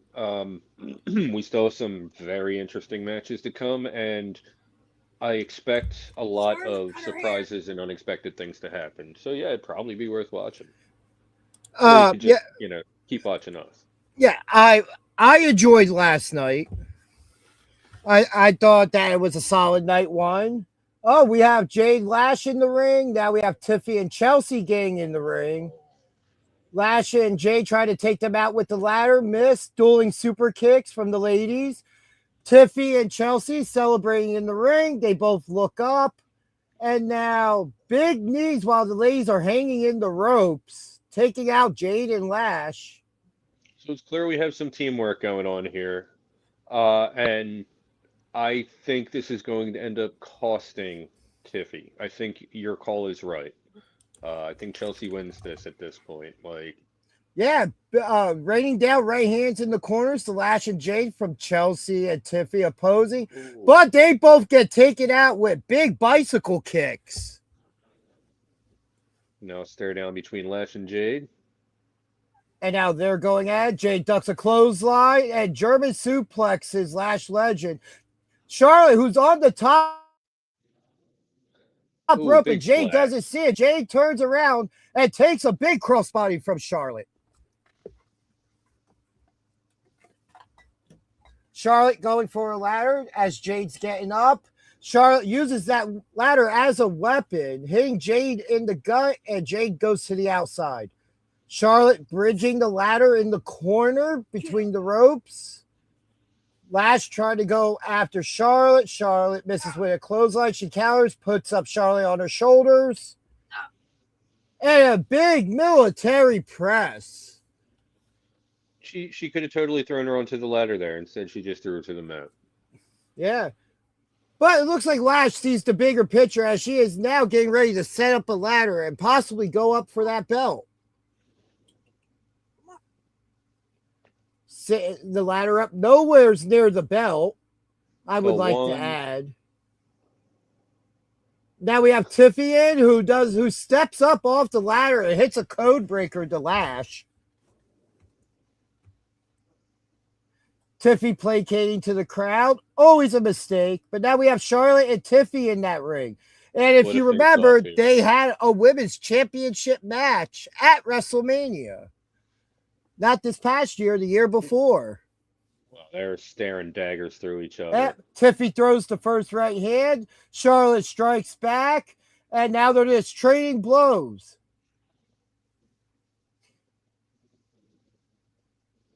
Oh, big kick from Tiffy. Charlotte goes for the boot. Tiffy sidesteps. Tiffy going for something and just gets face first into the ladder, eating steel. And Chelsea with a clothesline from the rope. The flying something. Oh, flapjack to Charlotte onto that ladder in the corner from Tiffy. That's going to do some damage. Chelsea now moving the ladder to the middle of the ring and has begun to climb. Jade getting in the ring as Chelsea reaches for it. Jade pulling Chelsea down. Oh, she's setting up for Jaden, it looks like, to Chelsea. And setting it up for that ladder in the corner and hits Jaden on that ladder to Chelsea in the corner. And now Jade broken a couple ribs. Yeah, Jade now climbing the ladder. But Tiffy making it back in time to stop her from being able to grab that championship belt. Jade looks like she's setting up for a chokeslam. Tiffy counters into a backstabber. Tiffy now in the ring alone, looks up, now is climbing said ladder. Everybody's had opportunity at this almost so far. Charlotte gets in the ring and stops it. Tries to. Tiffy kicks her off. Now Charlotte climbing up the same side of the ladder. They are trading right hands about 3/4 of the way up the ladder. Charlotte gets her off. But Lash back in the ring with a ladder of her own. Using it as a weapon, hitting Charlotte in the midsection. And now Chelsea trying to trap Lash in the corner with that ladder and just shots to the midsection. Repeatedly thrusted that ladder into the midsection of Lash. That's gotta hurt. Not just that, but doing damage to the midsection and those ribs makes it hard to breathe. Absolutely. It looks like we're setting up for something here. Tiffy standing on the ladder with Lash seated. And looks like Tiffy was going for some type of hurricanrana off the rope. And Lash counters into a power bomb on that ladder she set up, doing damage to the back as we see the replay. And she just bounced like a basketball off of it. Just think of how hard and solid a ladder is. And just flying into one back first like that. Oh, man. But back to the action. We got Charlotte climbing the ladder. She is just about at the top. She is getting ready to try to grab the belt. And Jade just moves the ladder out from under her. Charlotte just hanging there. Jade and Lash got Charlotte by the feet. And it looks like they're trying, and they pull her down. Catch her. Jade now using Charlotte as a weapon to hit Lash, and then throws Charlotte into a ladder that was set up in the corner, and then a big boot from Lash to Jade. Lash now the only woman in the ring. Boy, ladder matches are a pain in the ass to call, people. With this many people. Um, where's Nia Jax? Are her and Lash still a thing? Yes. Maybe maybe she hurt her hole somehow and can't get out there. Lash reaching up for the title at the top of the ladder. Tiffy climbing up on the other side, stopping her with some right hand, smashes her face into the top of the ladder. Lash now just climbs down, the belt swinging. Tiffy trying to reach for that title, but can't. Lash dragging Tiffy off the ladder, has her set up in a powerbomb position. And Tiffy counters into a leg scissor takedown into that ladder. That ladder's getting a lot of play at the moment. Oh, yeah. Thank you, brother. Thank you. Oh, we need that soundbite as well. But we have Tiffy climbing the ladder, which is off center. Chelsea now in the ring. Tiffy, look, Chelsea knocking the ladder over into Lash, Charlotte, and Jade, who were outside the ring at the bottom of the entranceway. Now leaving Chelsea in the ring alone, who is now setting up another ladder to attempt to make the climb. The crowd is going nuts for this at the moment, people. Chelsea climbing the ladder. Wait, we now have B-Fab and Michin coming out to stop her.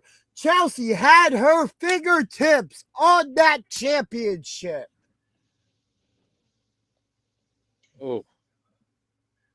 Oh, man. Chelsea's hung from the tree of woe on the ladder and just taking shots from both shots to the head and B-Fab. We forgot to mention them for run-ins, to be honest. B-Fab going out, getting Jade to bring her back, rolls her back in the ring, while Michin is setting up a second ladder next to the original one.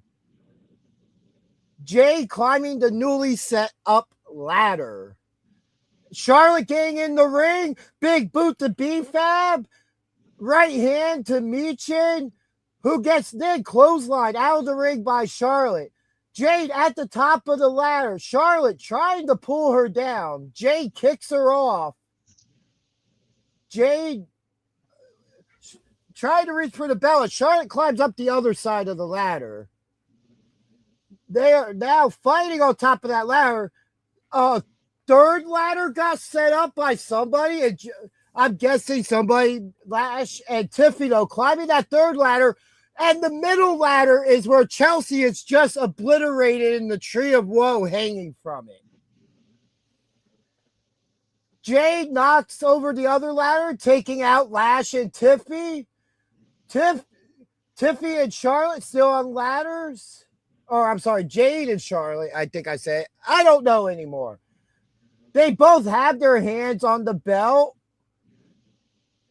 They now both let go, trading right hands on top of the ladder as the belt swings above them. Chelsea still in the tree of woe, knocked out. But now Charlotte and Jade both fall off the ladder. Now to set the scene here, two ladders set up. Chelsea coming to, sits up. Nobody else in the ring. Chelsea climbing. She is at the top. There is nobody else there. Your winner and the new interim women's WWE champion, Chelsea Green. What an incredible match.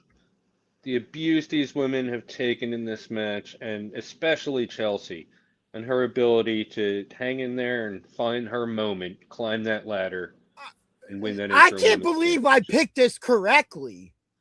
But well, it made sense once you brought up her and Tiffy. Because it would make sense. They would team up and she would screw Tiffy somehow. But she really didn't in the long run, you know. She pushed her off the ladder onto the pile. But in the end, I think in more of the way of it happening in a different way. Pushing the ladder over is a common thing in a ladder match. And in the end, just like the Royal Rumble, you could be a team, but it's every person for themselves. Yeah. But wow, that when Chelsea did push her off though, they're showing the replay of that spot now. Oh, and Meechin and BFAB are attacking Chelsea on the ladder. Or is this a replay? No, that's a replay. Okay. Yeah, replay.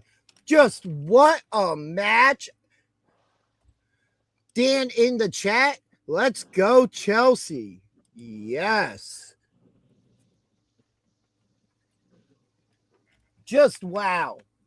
Very well put together ladder match. Rhea's going to eat her alive. And you know what? That's okay. Yeah,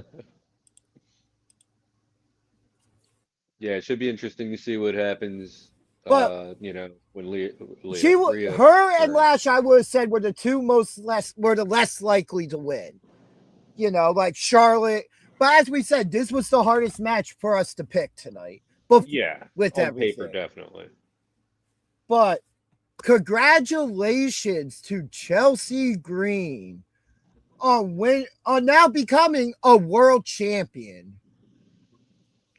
I will be right back. And we all know what that means, people.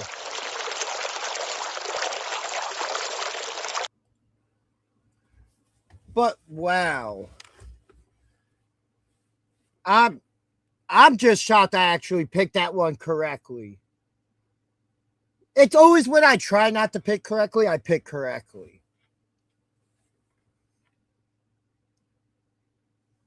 But yeah, while we're here on this WWE Club stuff, do not forget to join us tomorrow night for our Monday Night Raw after show, which will start at 10:30 p.m. Eastern Standard Time, or whenever Raw goes off the air, because ever since we started doing this, they like to run past 10:30.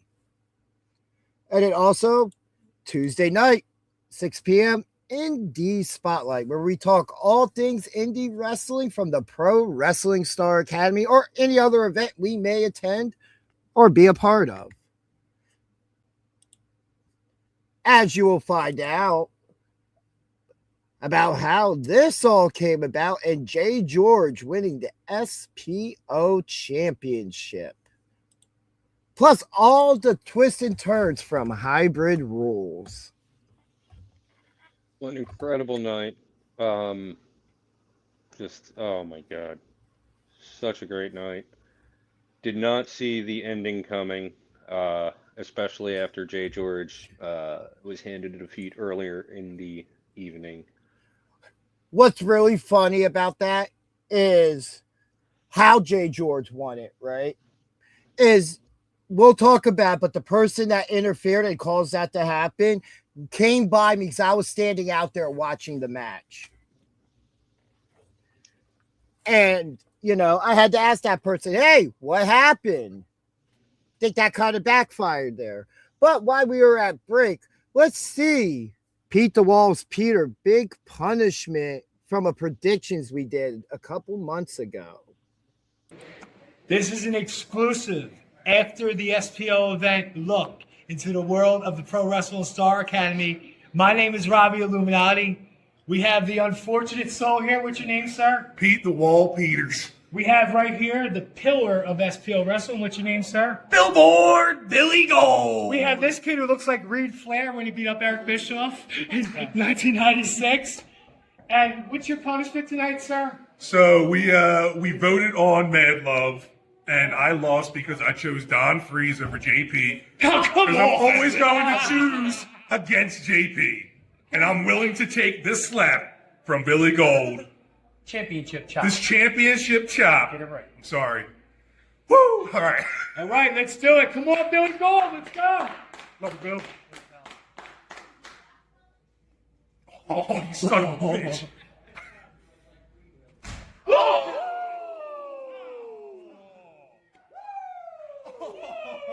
Oh, fuck. That's some basement. All right, yo, everybody, let's give it up for Pete for taking his pee like a man. But Malik Machiavelli and Nigel Carter are going to take their beatings like men, and anybody who fights Billboard Billy Gold, the pillar of SPO. And make sure to watch BJ and DG talk wrestling. This is what Fun times, fun times. I didn't realize that was all the way back from February. Oh yeah, a long time ago. Wow.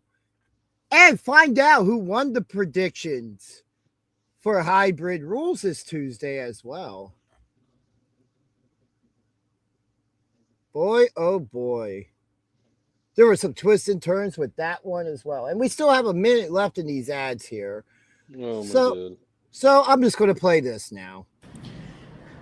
Everybody watching, I'm going to need you to visit www.freakkings.com. Check out all the merch. And before you do that, I'm going to need you to check out BJDG YouTube and Instagram. And while you're doing that, you won't have to remember the name, because you'll remember the face.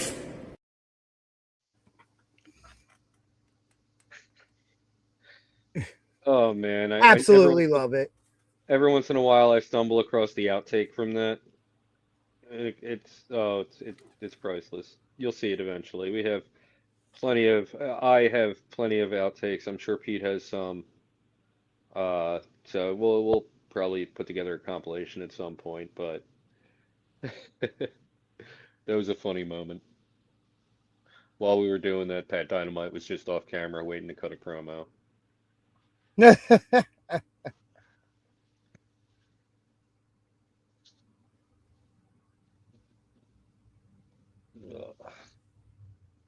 All right, what do we got next? Did they say? Probably Human Money's on a poll. Yeah, that's what they did announce. Okay. Was next. Makes sense. Cool. I'm gonna take a nap. Ooh.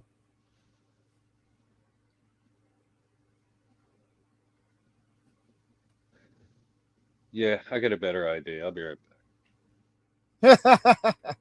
But yeah, we have Danhausen versus AAA Mega Champion Dirty Dominic Mysterio coming up next in a Human Money's on a Pole match.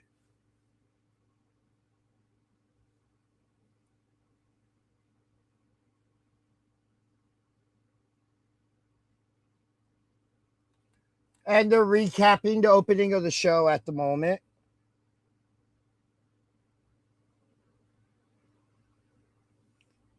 Well, I was gonna. I have a beer that I can drink, but it's kind of one that if I do drink alone tonight, I'm gonna be absolutely hammered. So, and it's very intimidating because it has no label and it has a wax top. So the guy who gave it to me and told me what it was could have been wrong.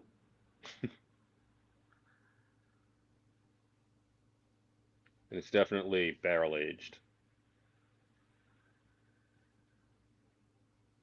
And the brewery doesn't exist anymore and hasn't for 5 years. Oh boy. That beer, that's an old beer. Yeah. Yeah, so I'm like I'm debating right now whether I should save that for a video. I'm about to say that thing's like a collector's item now. Yeah, it's something I don't want to drink alone though, but you know, I definitely would want to do a video.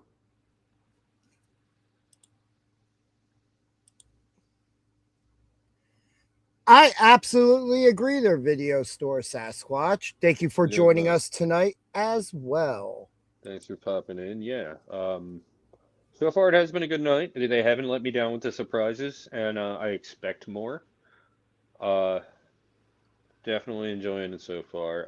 Last night, so far, I'm going to say is still the better of the two, but uh, there's still potential tonight. I don't think I'm going to enjoy this next match very much. Well, I already know you're not going to enjoy it, but you're also not. You're also anti-fun. I mean, I like fun. Just this isn't fun. I don't think you would know fun if it chopped you and did super kicked you.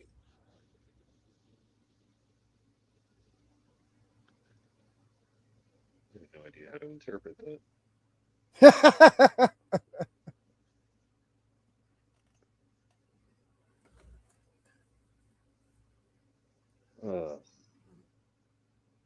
So you think we see a run in from Joe Hendry? Who? What? Think we see a run in from Joe Hendry? If we see a run in from JD, yeah. True. I expect to more see the mini housings. Right.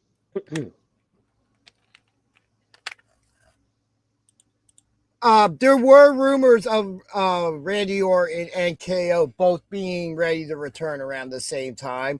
Those started popping up about a week ago, I want to say, or at Yeah. least in the past week. And then I saw a lot about it Friday and Saturday. Yeah.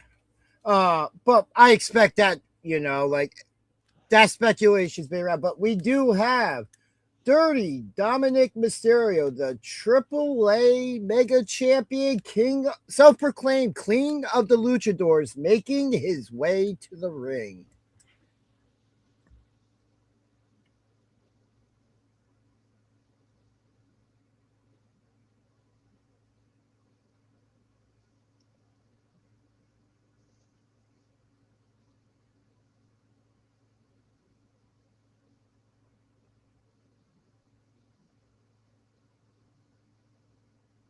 Still thinking about drinking that beer.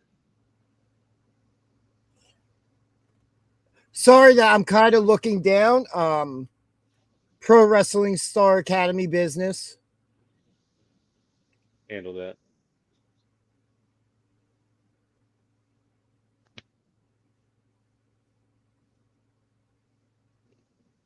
Oh, is this sack with a $sign on it? I mean, it's a bag of money on a pole. What did you expect? A briefcase? Just $100 bill hanging there? What did you expect to be hanging on the pole? A briefcase would have been nice. A suitcase. A brief, but it's money on a pole match. So you're going to put something that represents money up there, and that type of bag represents, with a money sign, obviously represents money. See, Yeah, you are it's no just fun. It's a goofy, stupid representation. That's why I had to point This it is out. a goofy match. If it were a briefcase or a suit, I know. I'm commentating on this goofy match. Guest.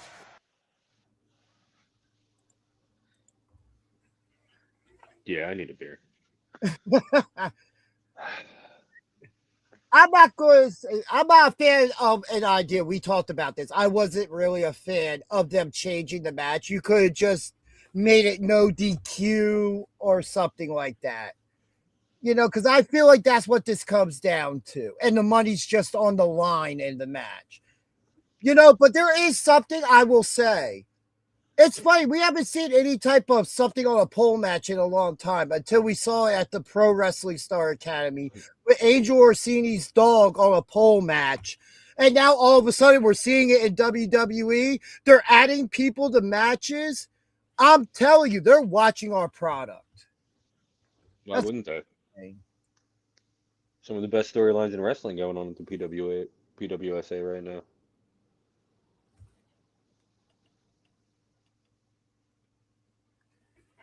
And now I'm just having glitching and lagging from the ESPN app. As nothing else, internet-wise, is messing up here. Bell rings and we are underway. Dom charges right out of the gate. Really? Right after. What? I'm still in entrances. Goes right after it, but Danhausen pulls him down. Danhausen goes after it again. Kick to the gut from... Drop kick from Dom. Dom going for the 619, looks like. Danhausen gets out of the way. Ducks a clothesline.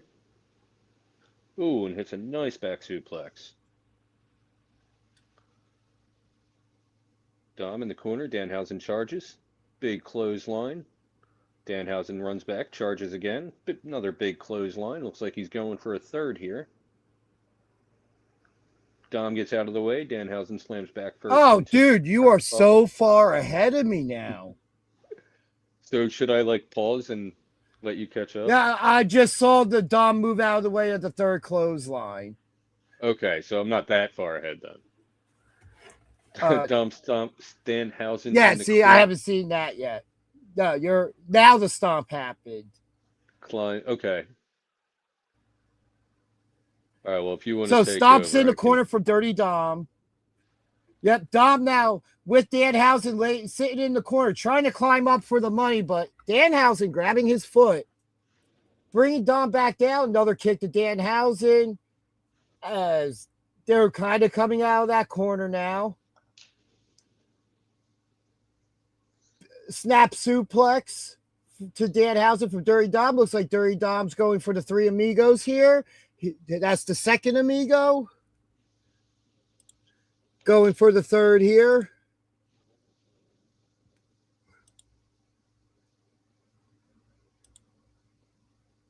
I pulled too much. I think I'm behind you now. Yeah, Scorpion Death Drop, or I think they call it the Danhausen Death Drop. Dom takes. Danhausen now sits back up.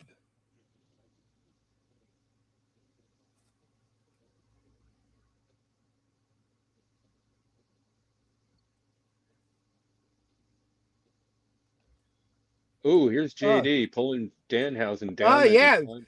That did not take long at all. JD gets raining right hands down on Danhausen. Whips him into the corner. Danhausen goes to his knees, takes a boot to the face. This match is no disqualification. JD to the top rope, hitting a beautiful moonsault on Danhausen. Oh, there we go. Oh, the mini houses have now appeared and are taking out JD McDonough. McDonough trying to fight him off and kind of successfully doing it. He picks one up and a hard scoop slam. Jesus. Choke slam to another. Oh, come on, man. These aren't your teddy bears when you were 8 years old. These are still living, breathing people, man. Oh, he picks up Leo Rush, but Leo pulls off a head takedown. Yeah, the takedown, then a drop kick from one of the mini houses to JD. He goes to whip him off the rope. JD reverses and he hits a rebound headbutt, does the mini house into JD. And the fact that the mini house wasn't knocked out because of JD's big head is impressive. Watch, he's going to take off his mask and it's going to be Leo Rush. Tilt the world DDT from the mini house into JD. Sorry, I was laughing there at my own joke. So the mini house is like stacking up on shoulders. Like these are Danhausen's just minions.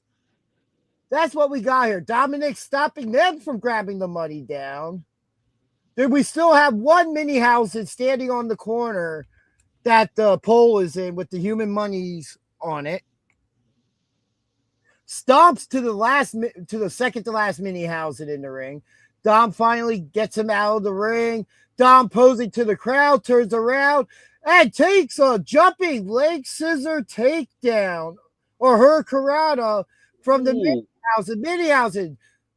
Tope suicide to Dom and then just goes face first into the barricade and still gets up from it. That's one tough mini housing.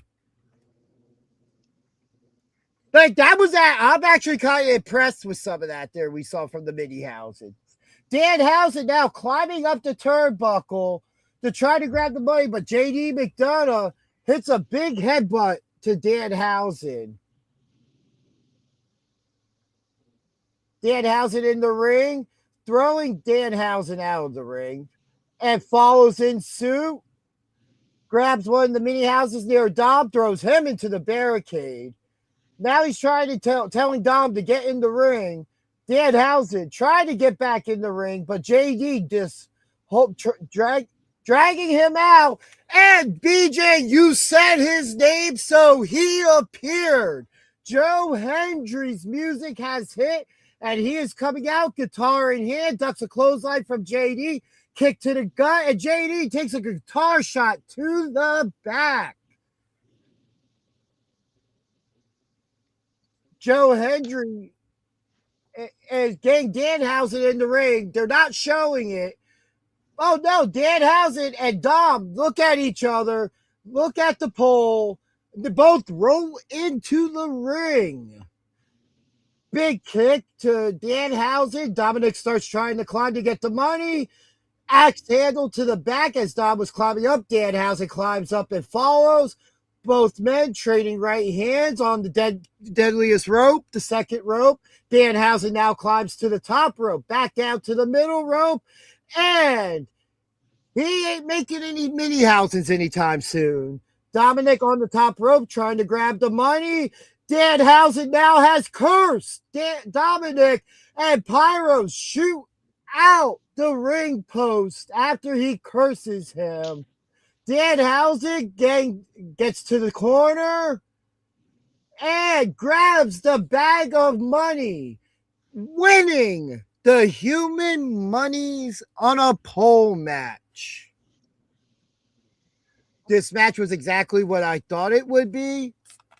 Short and to the point. Way too long. Again, you just don't like fun. This was not fun. Oh, dude, those spots that the mini houses took, dude, were brutal. Oh yeah, brutal, absolutely. But why are there of little people in the ring? Because they're the mini houses. Because he screwed up his cloning machine.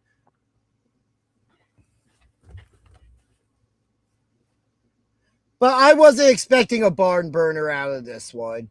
This was the rest match to get to the next two matches, which we still have, which I would assume is next for the Intercontinental Championship. Chad Gable challenging current champion Penta. Yeah, this match has the potential to steal the show right here. Dude, I feel like the opening match tonight just stole the entire weekend. To be perfectly honest.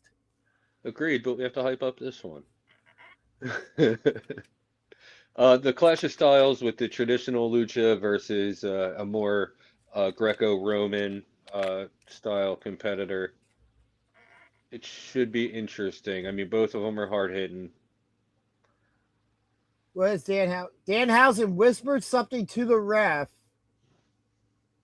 And now Danhausen is just taking money out of the bag and throwing it into the fans' front row.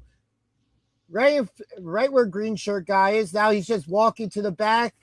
Now these look like not real money. It looks like one bill was like misprinted.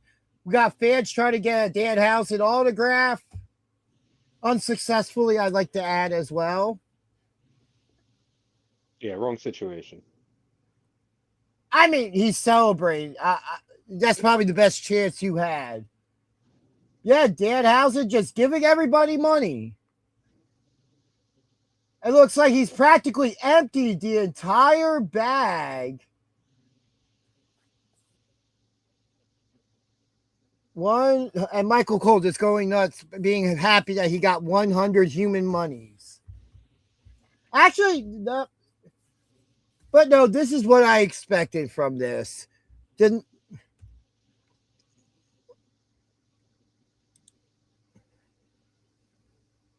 Rick effing Blade in the chat. How you doing, brother? I hope you're feeling good. Good to hear from you, Rick. Even though you had to help cost face the hybrid championship, that's okay. I still respect you. It's business in the end. So since he's here, I would love to play this. Hey, wrestling fans, this is Rick Blade telling you to tune in. BJ, DG, best wrestling talk on YouTube.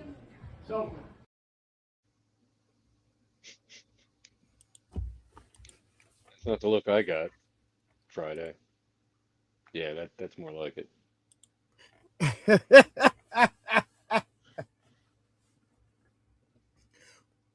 Boy, if you just look at this picture outside of tone, you see two people who were very involved in championship outcomes in this photo. As we from the Expo event 2 years ago. Such a long time. Booker T having to call on WWE radio. Trick Williams losing the title.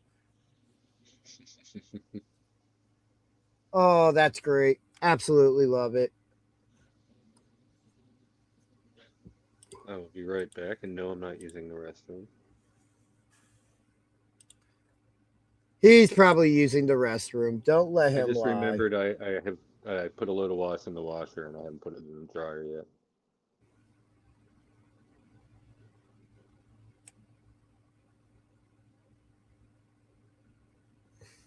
Oh, I don't have the kendo shot punishment on here? That's weird.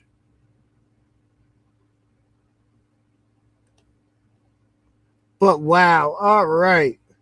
Back to the functions of the major matches that matter.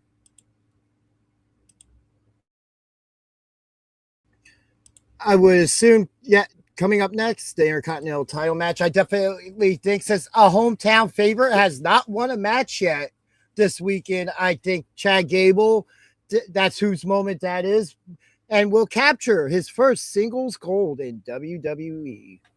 What do you guys think in the chat? Let us know. As I'm loading up something else for us to show here in this commercial break. As it loads. But yeah, I'm definitely looking forward to recapping Hybrid Rules this Tuesday as well. And also, just real quick, if you are enjoying what you are seeing and hearing tonight, please like, subscribe, follow, especially here on YouTube and Twitch and Facebook, where we are broadcasting right now, but Instagram as well, at BJDG Talk Wrestling. Yeah, we're pretty close to hitting our Instagram number to be able to live stream. Oh, whoops. Yeah, I'm going to show the Red 9. Pete taking the Red 9 real quick while we have a little bit of time, I think. Might as well.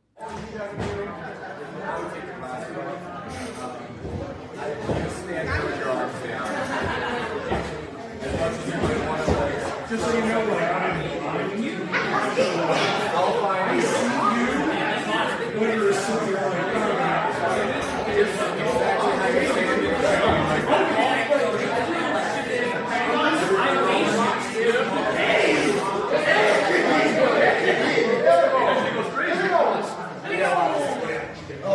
oh my God.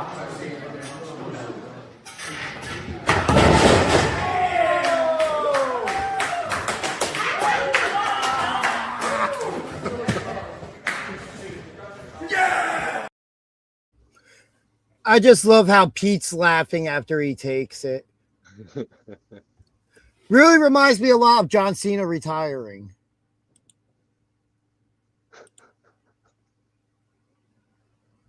Oh man, yeah, there's my feet standing over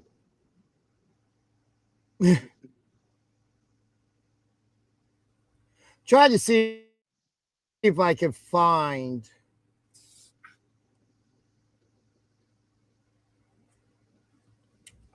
Because I know I have that punishment.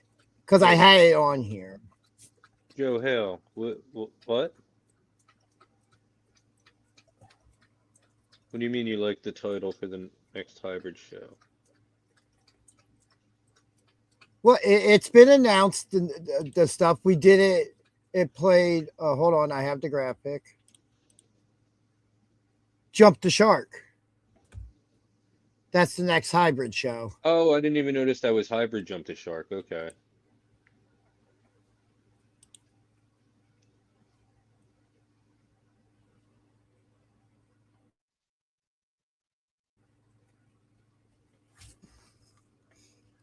But that's not what I didn't understand about that statement. That's okay. Oh, okay.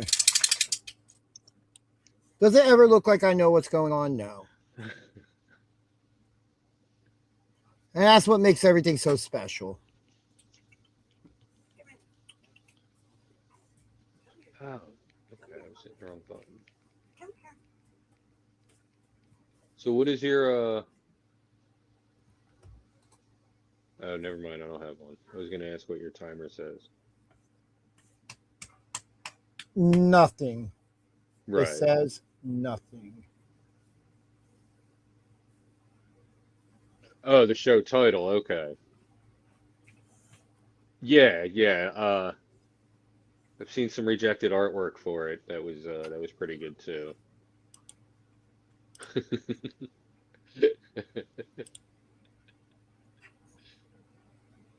I don't know why that popped up there, but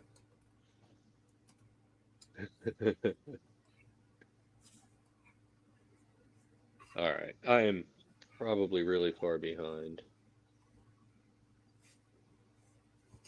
there it is. I Ahead found rather. it. What'd you find? The other punishments video for the with the kendo sticks. Let me know when your stream gets back I'm to back up. Uh, let me know when it changes they're from the talking drone shot. about. I can't hear it. Well, I know you can't hear it. I'm gonna pause it when it changes from the drone shot. I'm in the drone shot. Guys in mask. Killer bees, okay. The killer bees. Okay, so we're synced now. No.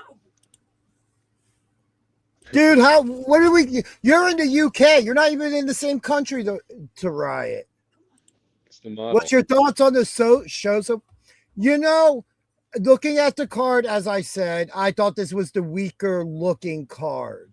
But in all honesty, I've been more fired up than I was last night, I feel like. It's more so the surprises because the wrestling Yes, hasn't video, been... I do.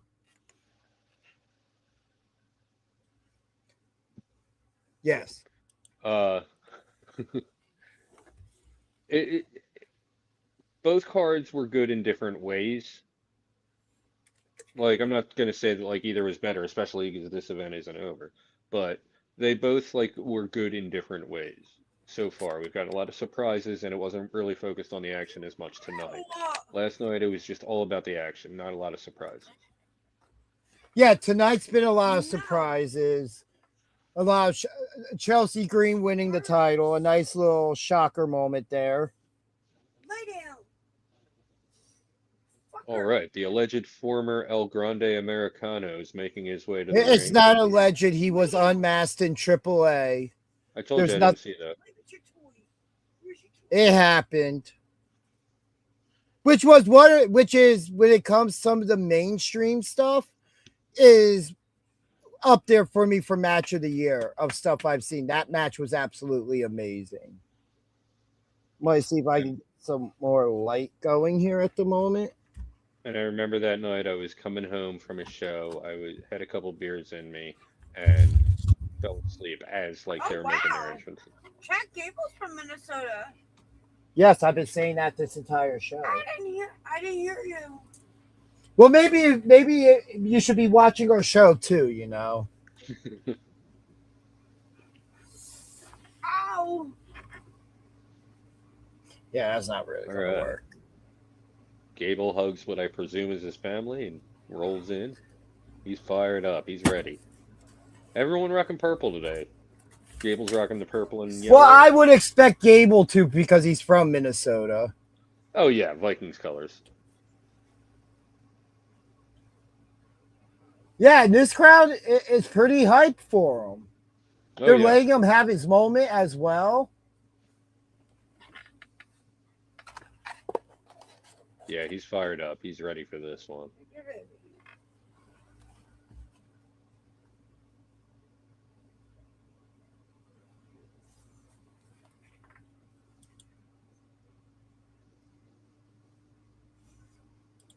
Oh, whoop. I mean, I haven't really had any trouble not seeing anybody in purple, so.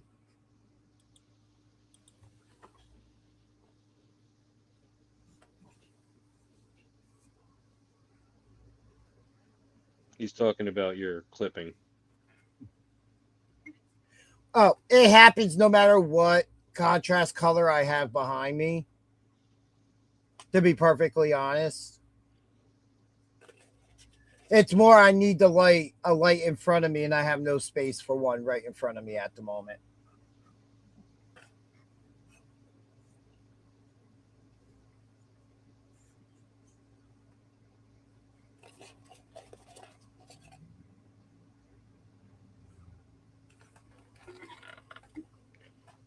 Penta makes his way on down, doing his little smooth operator. You ever see that? 153 days as Intercontinental Champion. And You ever just a see little that? bit, his 10th title defense, as I said, and in Penta's debut, he defeated Chad Gable. You ever see when they put his music, or they put smooth operator in place of his entrance music? Yes. Yeah. Yes, I have. Absolutely great. Yeah, it worked. Yeah, Penta makes his way to the ring.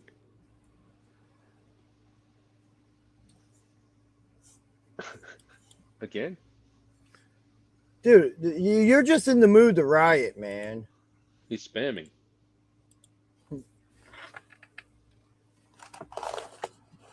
But yeah, this is going to be a fun match.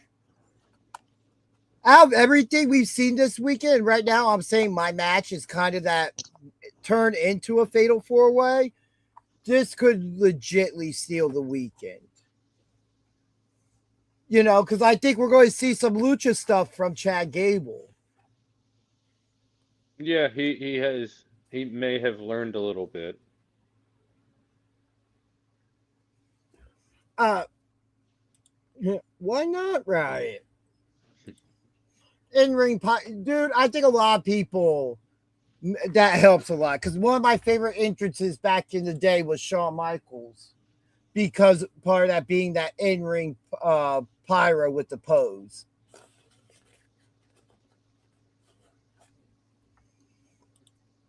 We will try to, pending schedule and all that stuff, if everything matches up. A lot of the Dan time, says he'll riot. So a lot of the time they fall on the same nights as indie shows we're at.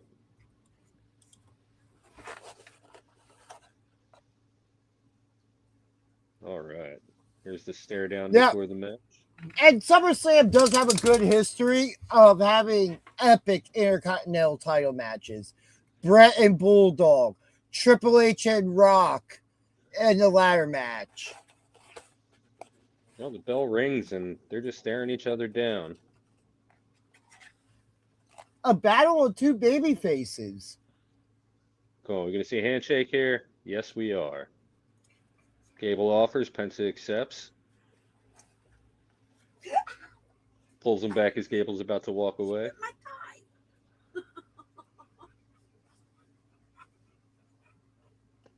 All right, they lock up. Penta around the back, Gable around the back. They're just doing laps around each other. Gable goes for the ankle lock early. Guy has it locked in. Penta rolls out. Pins him for one. Penta off the ropes. Hits a running head scissors. Now Gable off the ropes. Ooh, hits a Russian leg sweep. Yeah, that was nice. Gable off the ropes again. What? I don't know. Is that spinning back heel kick? Oh, wow. I haven't seen that out of Gable. Oh, big super kick counter from Penta from the corner. And just face first into the mat. Gable goes with that sling blade like move. Sling blade bulldog, maybe.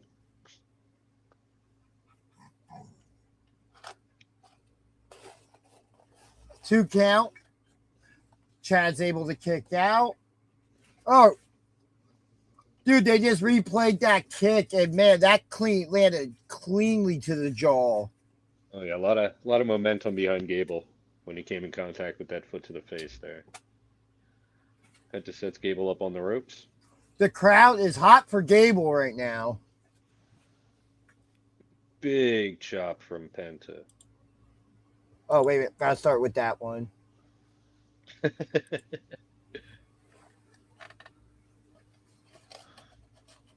Yeah. Oh, Penta caught coming off the ropes in a springboard into a German suplex. Oh, it looks Oh, like but he's he's going not for done. he's going for the triple German. And he hits them. Bridges Yeah, for a and 1, 2. Penta kicks out at 2.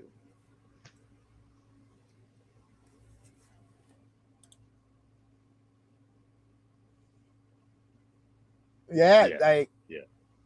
Every crap and dog food Chad, storyline. Chad. Oh, ducks a clothesline and grabs Penta, and then Penta just runs into the corner, hurting Gable. Big kick goes to whip Gable to the ropes. Penta counters. Gable holding on to the ropes as Penta's trying to go for a backstabber. Gable's able to shrug him off, pushes him down to the mat. He runs to the opposing corner, goes for a moonsault, and I think Penta just countered with a super kick to the face. Oh, I think it caught him in the gut, actually. I could be wrong about that, but either way, both men down after a 2 count from Penta. Here's a replay. Yeah, no, he did catch him in the face.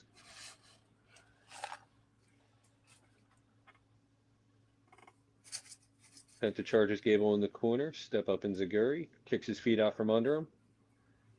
Oh, he's hitting his trademark.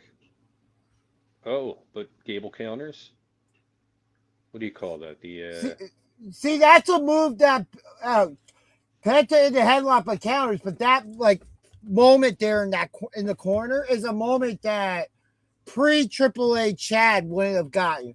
And we have a somersault, tope suicida type move from Penta to the outside, hurting Gable. Gable holding his shoulder, with the refs checking on him as we go into replay. Oh, he came into contact hard with Gable's shoulder on that tope. Of course, the cameraman was in the way on that second replay.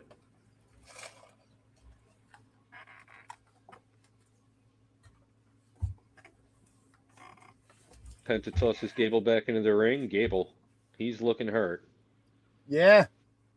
Penta approaches. Gable goes for a clothesline, but Penta counters into a pump handle. What was Oh! that? The Penta driver going for the pin and a 2 count. Whew. That was so quick. Yeah. I just whipped him into position for that.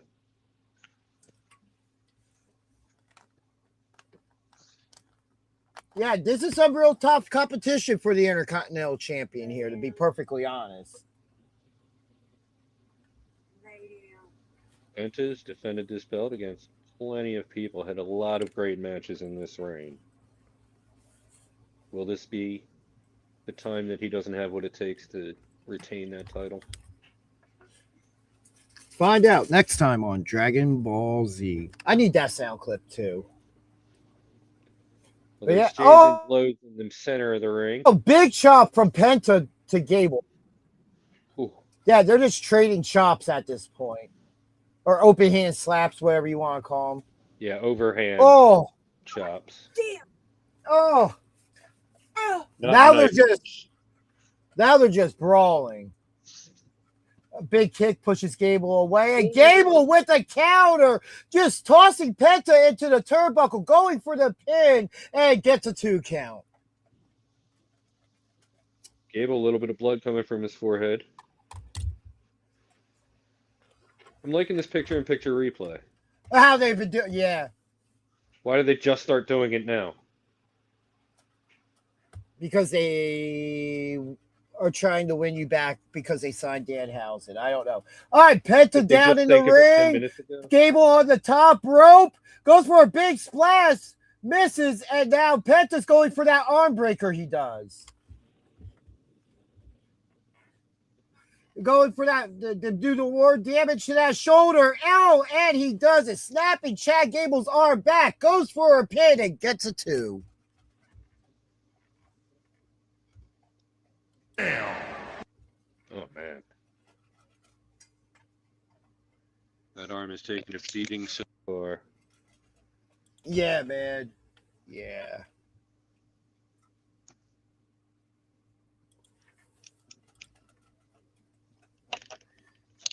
Oh, that arm's taking more of a beating as Penta delivers some stiff kicks to a kneeling Gable.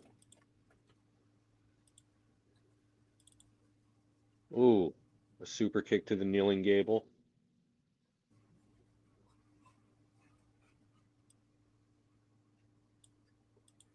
Oh, and he was going for the Mexican Destroyer, but Gable caught him. Misses it.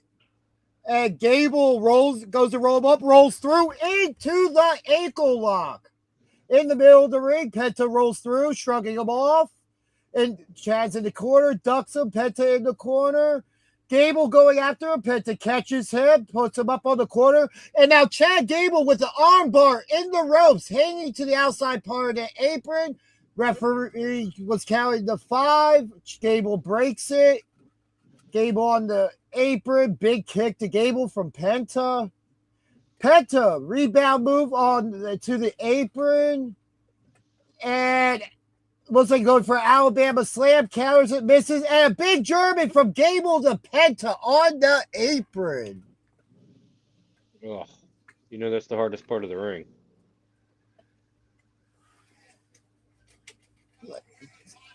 That's going to do some damage. Gable climbing to the top. Penta down on the outside. Oh. Big moonsault to the outside. Penta is down. Gable is down as well. But Gable's back up, throwing. Penta back into the ring. Gable climbing back to the top rope. Penta in trouble. And a flying headbutt. A lot like Chris Benoit, Gable goes for the pin and gets a 2. They won't make the Chris Benoit comparison, but I will. Much like J.J. Smith.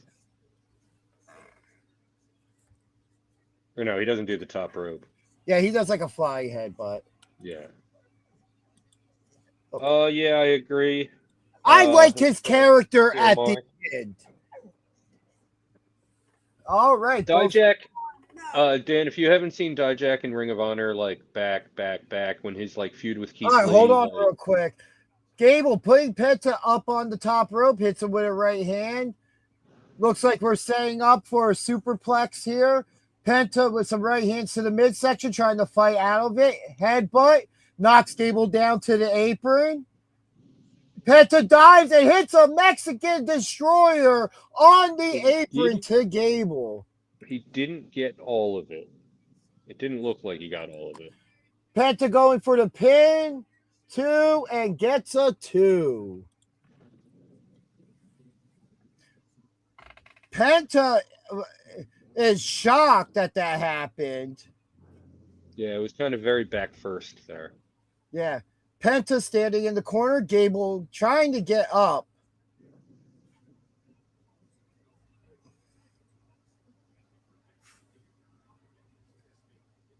Penta calling for another Mexican Destroyer. Misses it. Gable counters into the ankle lock. Gable fighting to keep Penta in the middle of the ring. Penta trying to get to the ropes.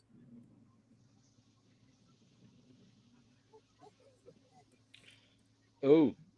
And Penta had a fingertip on the rope. Yeah, and gets but Gable back to the pulls center of him the back to the ring. Gable now dropping down at the grapevine, and Penta instantly tapping out. Your winner and the new Intercontinental Champion, Chad Gable. Congratulations to Chad Gable for winning his first singles championship in WWE. Yeah, maybe I built that match a little up a little too much because that didn't get to, that wasn't really what I expected. It was very short, very back and forth, but just not quite the match I expected. No, Gable looks cut on the cheek a little bit there. But you know what? That was a good match. It was short, but it was a good match. I enjoyed it. What do we have? Just the main event left, right? I believe so. So how many ads will we see now between now and Roman and Seth are probably going to have long entrances, I feel like. I don't expect the bell to ring until like quarter after.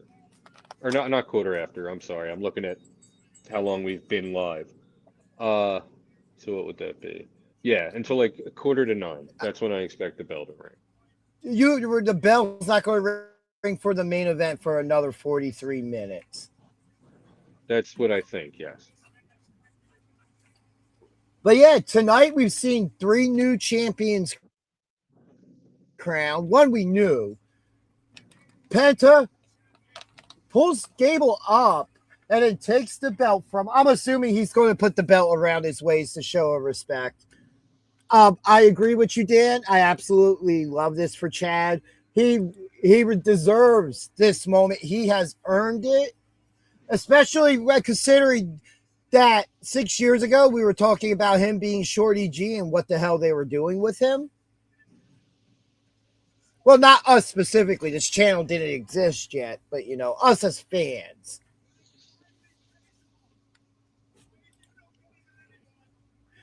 If WWE does an hour main event, I'd be shocked there, Joe. Oh, what's up, Archives? Hey, haven't seen you in a while.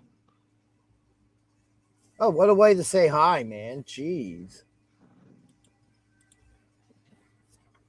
Well, Chad Gable now in the ring, celebrating with his family. Oh, they're not just his wife, children, and parents. And if you look at his paired shirts, I absolutely love that his mom's his #1 fan and dad's his #2 fan. Just to throw that out there. Oh, Chad Gable about to cut a promo now.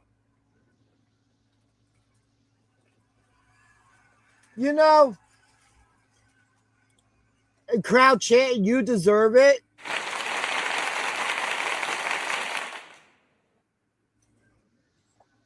I'm all about this.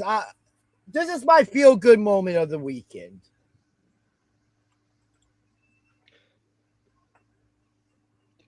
Yeah. Well, hello, Archives. Yeah, Joe, I think we could see maybe a return or a debut, definitely. Oh, looks like Gable's busted up on the bridge of his nose as well.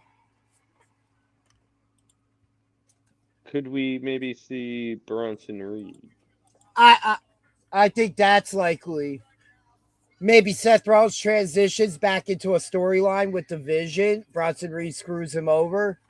Or Bronson Reed comes out and helps Seth. Well, I don't know about that with past storylines, but we know how WWE hopes fans forget things. Short and sweet. If you remember correctly, Seth chose Bronson for the Vision because of what. But then Bronson Reed sided with Braun Breaker when they kicked. Right, but now the landscape's a little bit different, and the Vision isn't really the same as when he left it. So This today has been. Oh wait, who is this in the mask? Really? Are we having a root beer drinking moment? All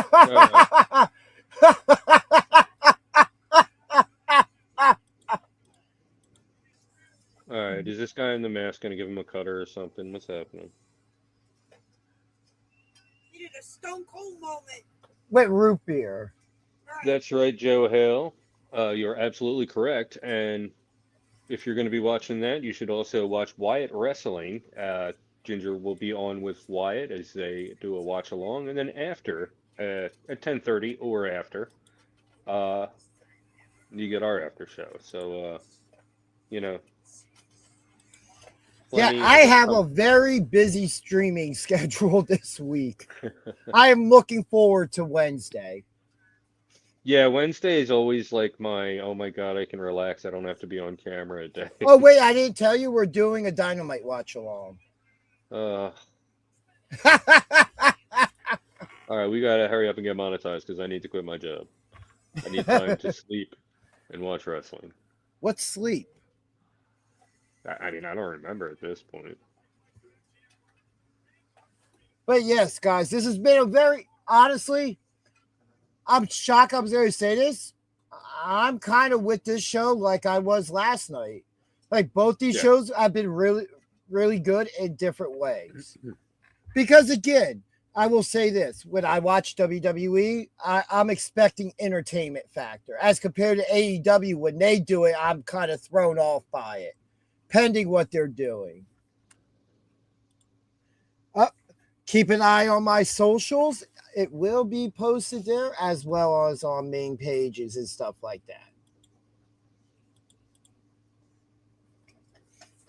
that. Archives, we put in the work, man. We put in the work. That's all. Especially me, because it's not only this I have to work with and my job. Yeah. Like BJ semi-retired from beer streams because of this. It's been a while. Yeah. I'll get there. I just honestly, like, there hasn't been anything that's really interested me that much that's come out lately or that I've, like, seen around.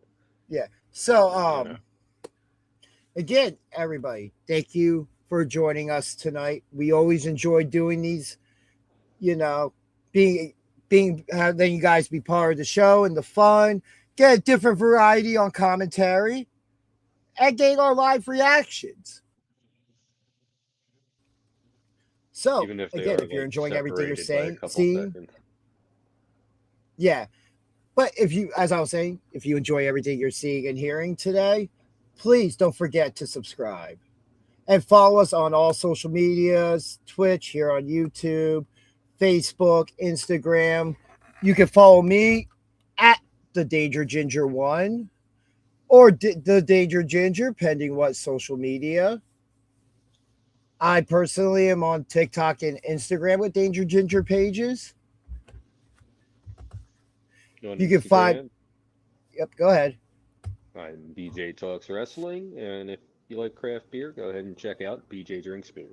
I know there's only 2.5 minutes in this ad break, but do you want to watch Pete's Chop or Pete getting kendoed? It's 3.5 minutes. We have time. Sure, yeah, why not? All right. All right, everybody. We are here tonight after another fantastic SPO Live for Pete the Wall Pierce punishment, his third in a row. But upon taking this punishment, he will get a get out of jail free card, as we have discussed on the show. So, Pete, are you ready for this? I mean, this is going to suck, especially I got a couple people here who I'm sure are going to be really happy that this happened for me. So, yeah, and, especially after Tuesday, I was talking a little smack and I didn't let up. But. So, Sam, I know you've been looking forward to this. Are you giving him the 100% smack?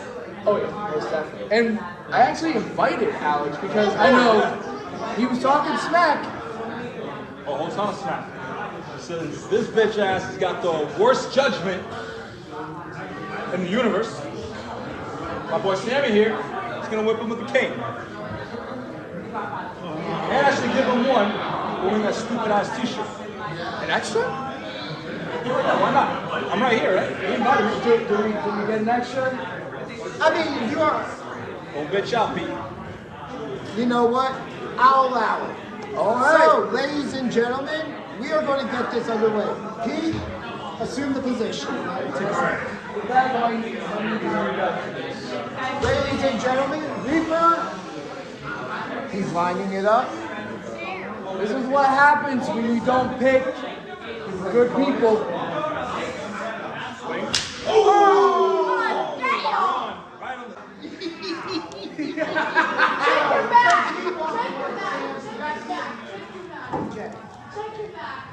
Sam, did that feel gratifying? You feel satisfied? Pete! Holy shit! Pete! I've been caught up with you. Oh my After God! How do you feel? That sucked! Check your back. Come on, buddy. One more. Got one more. Check your back. I've been wanting this for a minute. You know what? All right. They want to do this for a minute. Let me get over here. Oh, shut it up. Sam shining it up. You want to learn? Yo, I got the blood of Roberto Clemente in my veins, bro. Alex shining it up.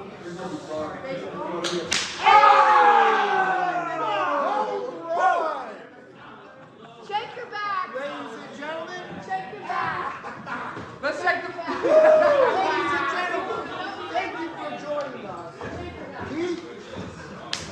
Anything do you have to say to our viewers after this? I fucking hate the shit. Well, at least now you have a get out of jail free card, right, buddy? Usually we charge that. Can I just say this? Can I just say this? BJ and DG talk show. Go watch. Enjoy the show. Because that podcast will always be wicked.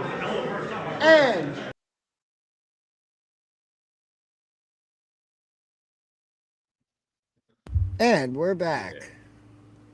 Boy, that second one, man. In the chat, congratulations there, Archives. Even though I did answer this in chat, Joe, that was from After Family Reunion. I believe there was a big show right before that. That's my comment. Mark doesn't need to riot. Well, damn it, we were looking forward to calling you a riot. We were going to do commentary and play-by-play.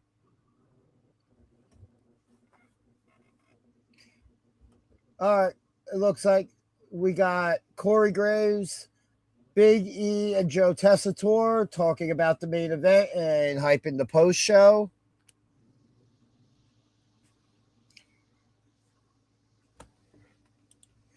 Wow. Archives, we did predictions for Hybrid Rules. Tune in this Tuesday to find out who won and lost and some twists and turns that happened along the way. Oh, Justin Jefferson. Well, this is why. So, God. Well, as long as you give the people what they want, that's all that matters, man. What is happening right now? Yeah, I think I want to find something. He's hyping the main event at the moment. Oh, so is this not going to take a lot of time? Run into a promo package. Nope, that was pretty much it. We're now seeing a highlight package.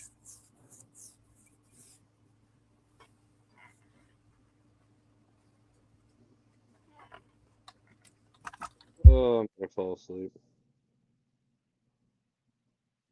Ran out of iced coffee.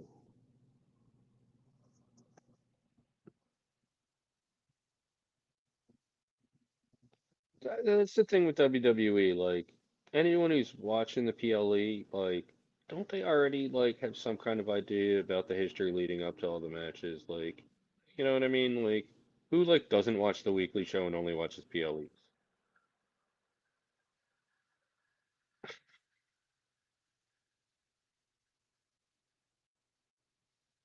All these overproduced packages are so unnecessary.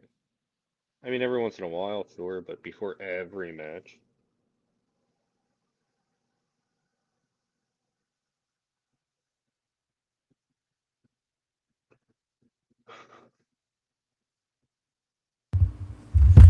Yeah, we actually played that a bit earlier. But, you know, while this is going, I'm more than happy to play it just for you, Archives. Get his title back. Entrant number 8 is Ref Ginger. Wait, what? We got a ref? What is he doing here? What is he doing? Is he advertising his podcast? Yeah, he's not an active wrestler on the Sideshow Pro roster. What is he doing? He is staff. He is not a professional wrestler. Why would he be out here? I mean, does he want the creature feature title? I mean, yeah, but then he would have to keep wrestling. I mean, he could have just promoted the podcast. He didn't have to come out here and participate in a professional wrestling match in order to advertise. I mean, hey, man, once he steps in the ring, all bets are off. Listen, if I were in that ring, he'd be my target right now. He doesn't understand what he's doing. Don, he still has his goddamn glasses on. This is mind-boggling. I mean, what does he want to do? If he wins, he has to come back next month. Oh, he took his glasses off. Now you can hit him. Very polite. Very polite. You can't hit a guy with glasses. We know that. I mean, listen, you can't. You shouldn't hit a guy with glasses. I mean, you and me both have glasses. But I wouldn't go into the ring with them on. Well, Sam Reaper is trying to explain to the ref that he needs to leave the ring because this is not a place for him if he's not refereeing. Yeah, the thing is, he would have had to assign a competitor waiver in order to take part in this match, and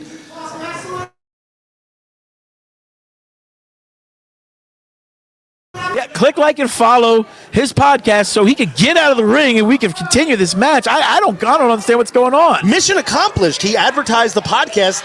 Just eliminate yourself, Drew Carey yourself, and get the hell out of there. Yeah, I mean, he's going over to Phil. He's going over to all the competitors, and he's pushing his podcast. I mean, shaking Ashton's hand, going to shake a we got another competitor coming out. Oh no! Oh no! The Italian. The Italian. Now this is a guy that's not playing around, and he looks right at Sam Reaper, and he's not happy with Reaper. Yeah, but oh god, this is what. Yep. Yeah, that's the best thing to do right there. Yep. Drew Carey yourself, get the hell out of there. I don't think he's gonna shake your hand, bud. Yeah, there you go. Ref Ginger has been But don't eliminated. like, subscribe for the podcast. All right, we got Seth Rollins coming to the ring.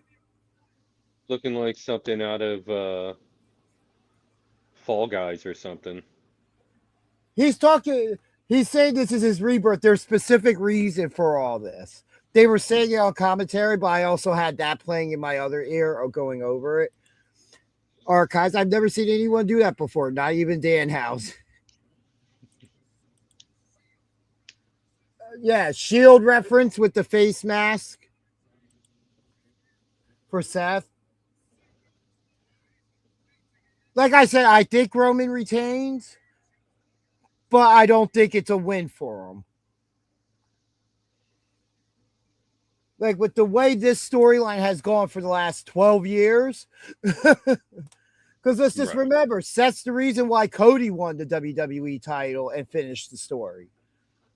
Because Roman prioritized hitting him with that chair over finishing Cody off. So are we going to get Cody interfering? No, Cody will not be involved in this match. Cody has to go deal with Randy Orton after last night. So are we close to being synced here? Seth Rollins posing. Burn it down. And music stops. Well, I can't hear it. Well, I was telling you. Bye-bye, bitch. When you were saying that, was that the drone shot? No, that were close up. No. When you were I'll tell you when. that. I don't know. I wasn't looking. Silence, crowd shot from all the way at the back, looking at the Okay, stage. we're pretty synced up then. And now we just transitioned to a shot in the ring of Seth from high up. Okay, we're very in sync then. Good. Now Seth standing in the ring, looking up the entranceway, looking like he's going to be in the Mardi Gras parade in Philly. All right, I'm like a second behind. Everybody, again, thank you for joining us tonight. I don't think we see anything. I think we see a debut in this match of a possible Zilla Fatu, a lot like how Solo showed up at Clash to help Roman, if that is the case. Wow, Roman really making up. There it goes. The music has hit. Acknowledge me. WWE World Heavyweight Champion, the Tribal Chief, Roman Reigns, about to make his way to the ring.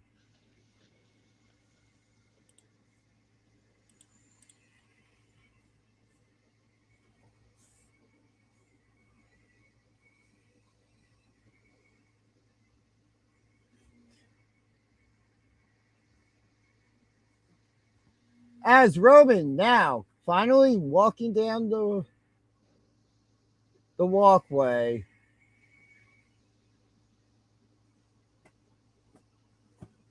Lay down. As always, Roman looks serious, glances down at his belt. Now he's standing there. We're about to get him doing his pose with the pyro shot.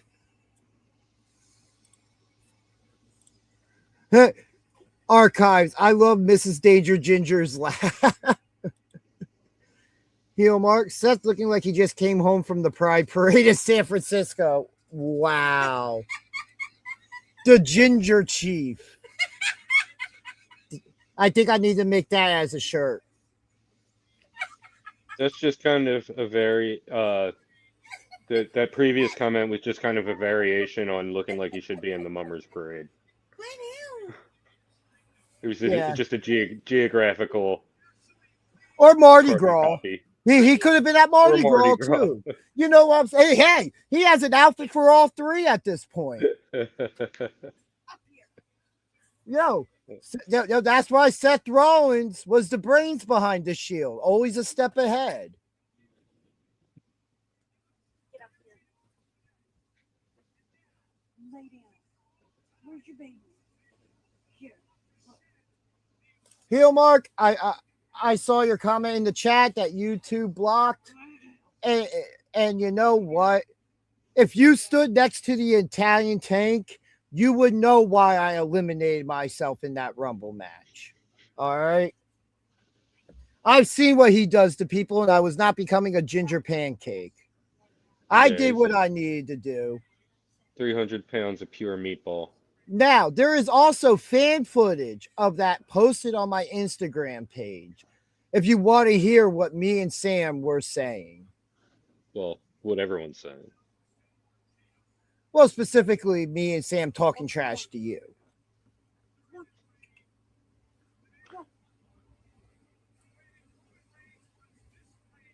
All right. So, unless this interest still goes for another 20 minutes or something happens for 20 minutes before the bell rings. I mean, what are we going to see? An hour match here? What's going on? Dude, if WWE does an hour match and it's not an Iron Man match, I would be pleasantly surprised.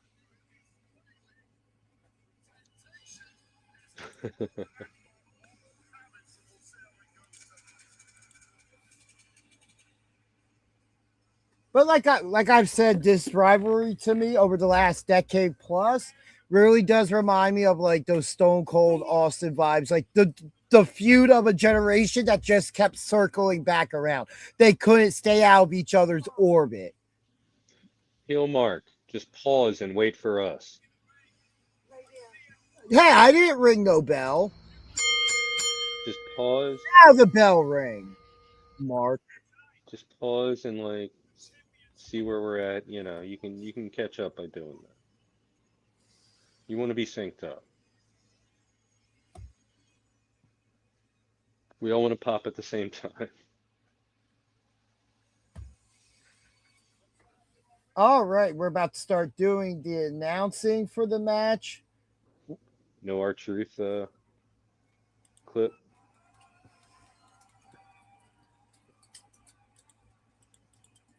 I mean, I don't even know if that's PG. Thank you. See, gotta give the people what they want.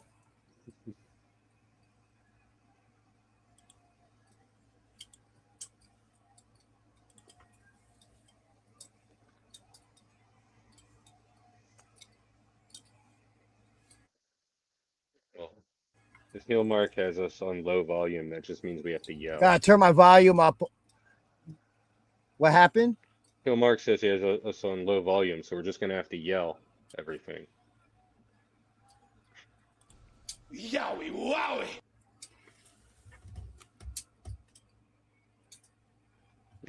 Rollins. The crowd is singing Rollins' song at the moment. Roman looking unimpressed at this moment. So this crowd is behind Seth, it looks like, at the moment.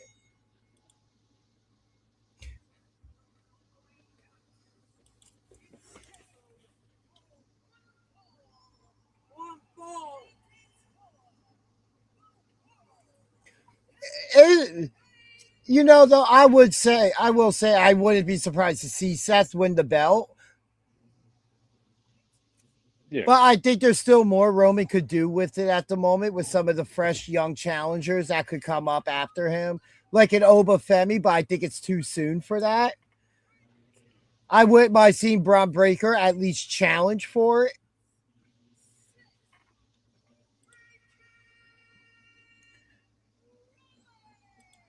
Yeah, that's right.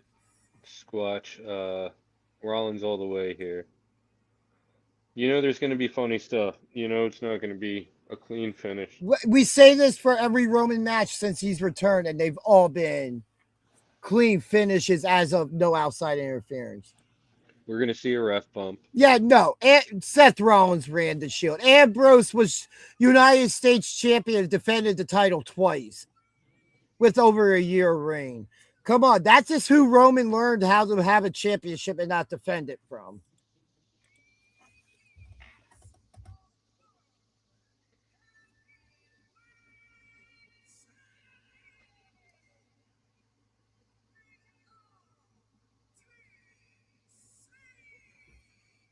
I can hear it a little bit.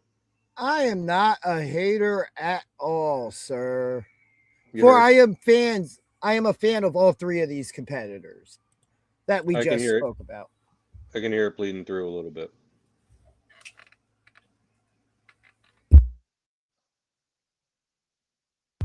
That's not bleeding through from me. That was the missus' phone. Oh, okay. I have You it. know, that was from your headphones. Yeah.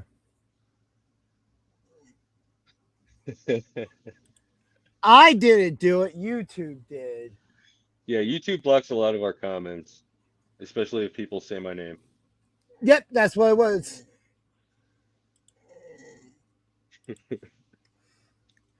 Is he though?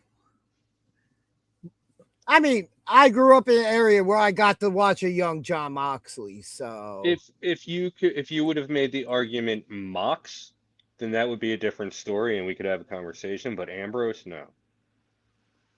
I mean, when it comes down to the Shield, just as a faction and a pro wrestling act way, they're all world champions. Hell, all three of these men held the WWE Championship the same night with the Ambrose cash-in. The Shield might be the most successful stable in WWE history and in pro wrestling history. All right, we are The history still. books will tell. Looks like they're about to get started.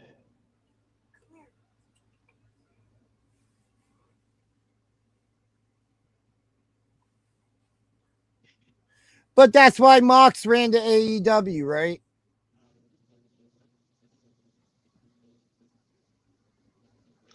No, that's not why.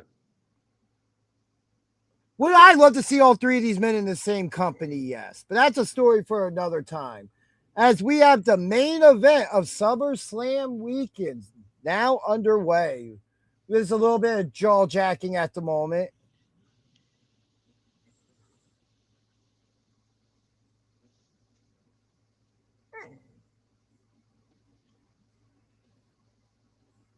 All right, they're done talking. They start circling.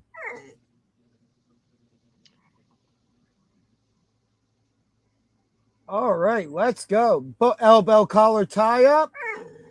Roman pushes Seth into the corner. Referee trying to break it, acknowledging the 5 count. Roman breaks it and pushes Rollins while he's in the corner. Rollins just laughs.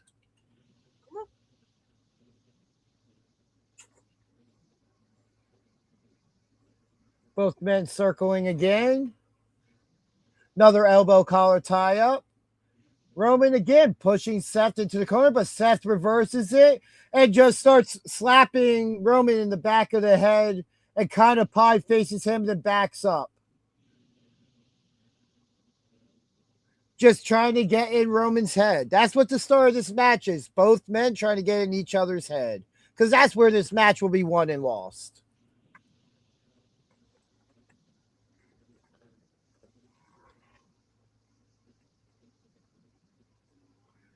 Another lockup. Now we're in a side headlock from Seth to Roman. Seth trying to really wrench it in. Roman's backing him up to the ropes and throws him off. And big shoulder block from Roman to Seth. Roman taunts him, throwing up the one. Roman off the ropes, jumps over Seth. Seth leapfrogs Roman. And then Roman into a side headlock. Seth reverses to a side headlock himself. Goes up to the ropes. Roman throws him off. Roman now leapfrogs Seth. Goes for a back elbow. Seth ducks, passes through, and a sling blade to Roman. That looked a little awkward. Not the sling blade, but the pass through. Yeah. Yeah, I wonder what happened there. I don't think so directly. I think we see a new member, if anything. Somebody not currently involved. But at worst, it could happen after the match. None of Roman's title matches have had outside interference so far. And now I'm like, this app really has been really Rollins lagging here. delivering hammering blows, beats Roman into the corner. Roman reverses, throws Rollins into the corner, attempts a clothesline. Rollins ducks and gives him a couple knife-edge chops. And I don't see nothing at the moment because I am in the middle of a reload. Rollins mounts the second rope and he's delivering the 10 punch. Reigns pushes him off and hits a big running lariat. Rollins back up, another lariat from Roman.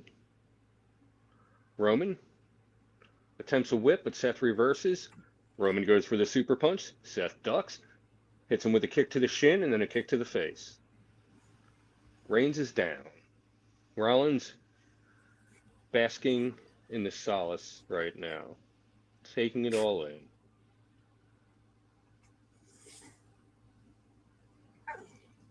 And I'm currently in the middle of having to reload the ESPN app. Because it's just consistently buffering on me for whatever reason, and nothing else internet-wise is messing up.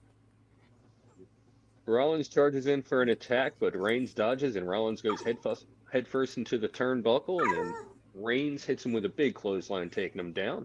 Rollins is up in the corner, and Reigns is hitting him with repeated clotheslines. I just saw a big boot.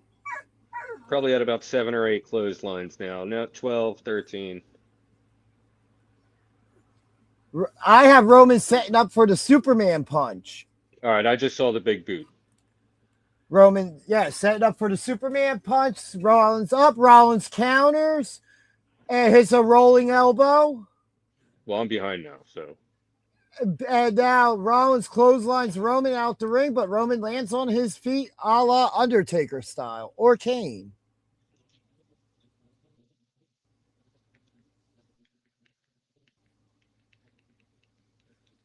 Tope Suicida from Rollins to Roman. Rollins bouncing off the ropes, going for another one, and hits it. Again, driving Roman into that barricade back first. Roman trying to walk out of the way. Seth going for another Tope Suicida, now pushing Roman into the Spanish announce table. Okay, yeah, I'm way behind. Or not way behind, but at least like 10 seconds, 15 seconds. And try to get a reload. Referee slowly counting. Oh, no, he's not even counting. Seth Rollins now beginning to dismantle the Spanish announce table.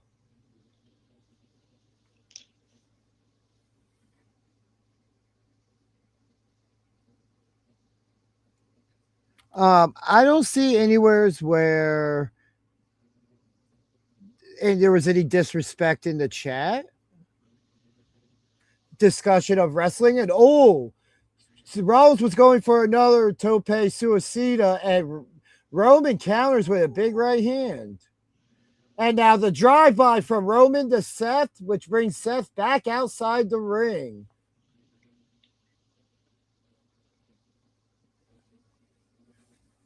Kid, what is wrong?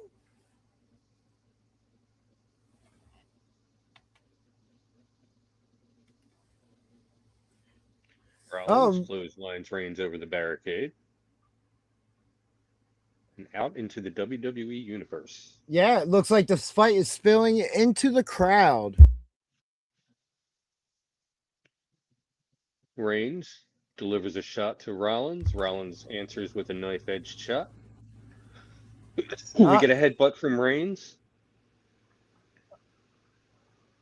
And my stream just glitched. Yeah, you saw that, right? That was really weird. Yeah. Okay, it wasn't just me. No. Oh, these men just fighting around the crowd on the floor, trading right hands at the moment. Roman trying to walk away and create some space. Seth following. Seth goes to throw Roman headfirst into the guardrail, gets countered, and does it to Seth instead. More so throat first for Seth. Yeah. As he's They're making their way back around, looks like toward the timekeepers area. Seth grabbing one of those crowd dividers, hitting Roman in the gut. They're around section 8 at the moment, if you're keeping track. Roman setting up, it looks like, for a suplex. Roman counters. Seth goes for it again. Roman counters again. Roman hits a suplex onto some steel flooring that was behind him. That's going to do some damage. We've really seen some really rough outside spots tonight.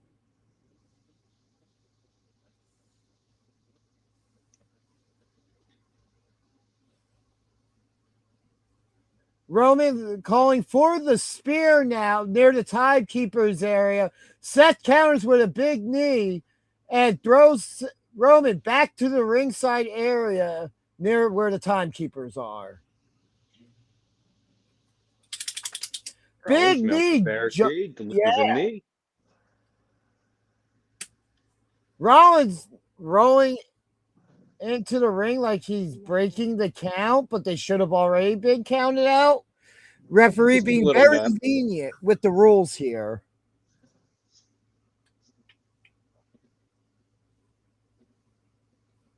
Yes. Seth is plotting something here as Roman is down on one knee in front of the timekeeper spot. What is Seth planning here? Oh, he's calling for Roman's spear. He's rushing in and goes to spear Roman, but Roman counters it, puts him up for a power bomb, walking over to the Spanish announce table and puts Rollins through the announce table.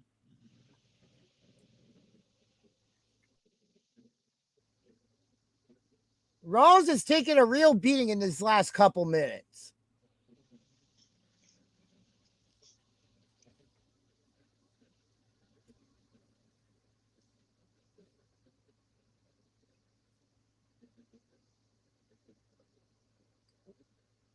Just wow. Referee yelling at Roman to get back in the ring, but Roman just rolls in and back out to break a count that the ref was not admonishing.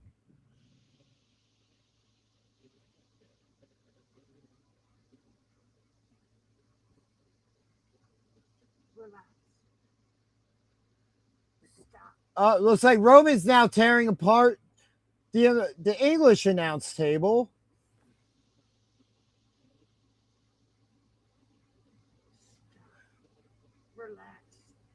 Still haven't seen that ref bump, but then again, they've been out of the ring.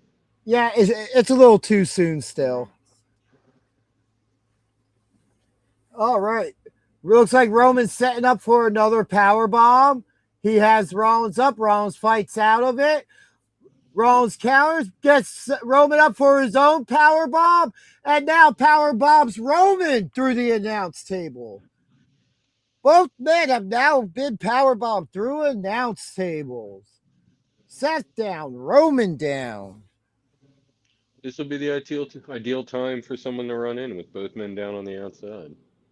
This would be And is the ideal. ref still counting? Ref was last I saw checking on the men outside the ring, so no. Yeah. Yeah. I'm saying, I guess that breaks the count if he goes out to check on them. Yes. Yeah. The referee's telling both men to get back in the ring. And now the ref has finally started counting. 1, 2. Bilingual power bombs. I like that. Referee now up to 4. I'm assuming we're going to get both of them beating the count simultaneously, I feel like. I would imagine this match isn't going to end in count out. 7, 8, 9. And both men beat the count. But to get in the ring, Seth Rollins sets up and hits a pedigree on Roman, going for the pin. 1, 2, and wow, 2 2/3. Roman kicks out.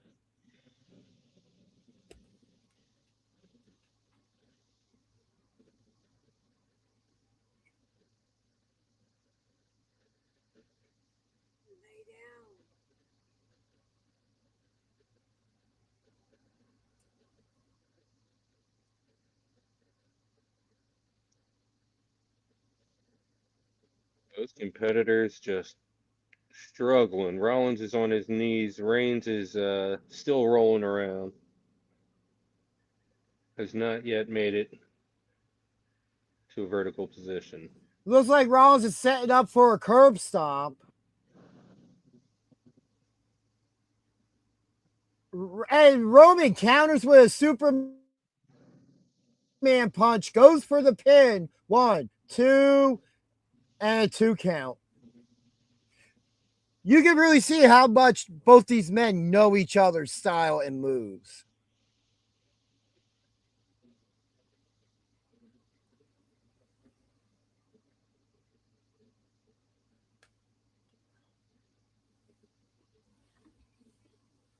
Man, oh man, what a match so far. What a main event.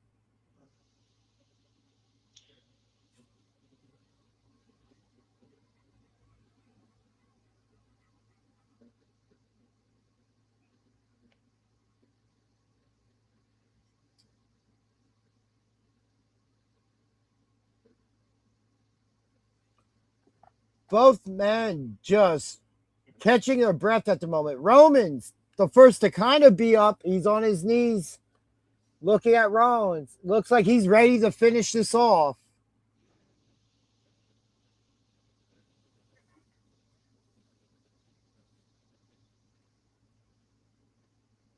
Looks like Roman firing up here. Setting up for a spear. Calls for it. Seth leapfrogs. Roman goes headfirst into the middle turnbuckle in the corner and gets hit with a curb stomp. 1, 2, and Roman kicks out.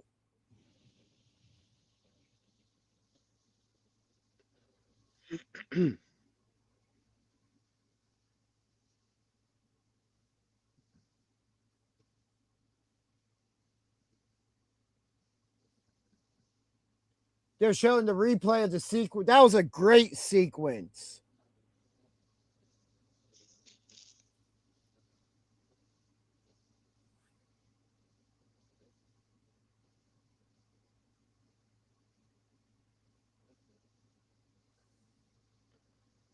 What do either of these men got to do to put the other down, being so familiar with each other?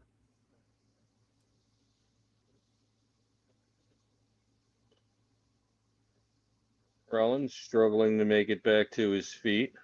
Grabs a reverse headlock onto Reigns. Yeah, it looks like he's setting up for fireman's carry from Rollins. Sitting Roman up on the top rope. Could we put right hand? to the jaw of Roman? Could we be looking at possible setup for Avalanche pedigree? We'll see here. That looks like he's setting up for the superplex. No, yep.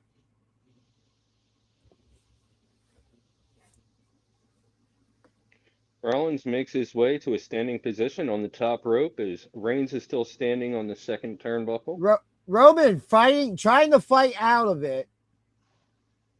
Big Samoan headbutt knocks Rollins off of the corner. Roman's still up there. Rollins jumping leap to that top rope. Now superplex. Oh, vintage Rollins. Now Falcon Arrow. No. Roman counters into that guillotine chokehold. Rollins trying to fight out of it. But we've seen Roman win matches with this move in the past. And they are in the middle of the ring. Rollins trying to hold on. Roman jumps and wraps his legs around him, bringing him down to the mat in the middle of the ring with nowhere to go. Rollins looks like he might be starting to fade.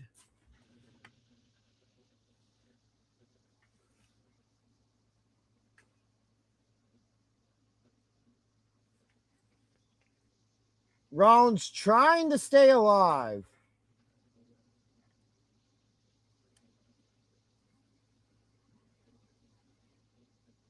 Rollins trying to fight back to his feet. And he does get back to his feet, but Roman does not let go. Rollins looks like he's trying to go for that Falcon Arrow or suplex still. And Seth fights out of it, but Roman counters out of it and hits a spear. Going for the pin. 1, 2. And Seth kicks out.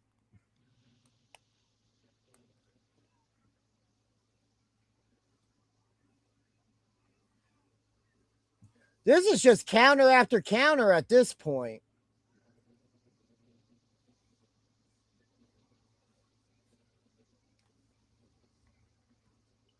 What do either of these men got to do to put the other down? BJ, anything over there? I mean, you know what I mean? It's going to take something, you know, out of their control. Yeah. It's going to take a variable outside, whether that's you know, a run in or whatever. Yeah, Roman jaw-jacking a little bit, talking trash to Seth, deals a couple right hands, keeps telling him he's number 2. Rollins is telling him that, go ahead, hit me. So Roman starts raining down right hands. Right now, Roman looks very well in control of this match. Roman throwing up the 1. Seth finally up to 1 knee. Back to his feet now. Roman bouncing off the ropes. Goes for a spear, but instead Rollins hits him with the spear. Rollins going for the pin. Dragging to it. Hooks the leg. 1, 2. And a 2 count.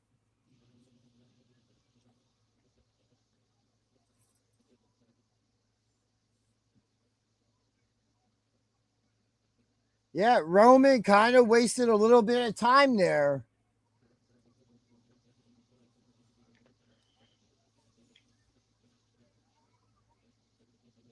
Yeah, he did take a minute to jaw jack there and didn't capitalize. He gave Rollins a couple extra seconds to recover there.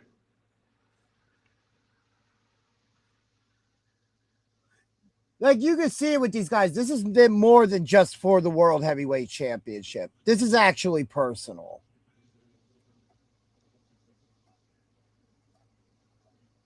Well, with the Now- history between these two guys. Now, Seth just said something that they censored.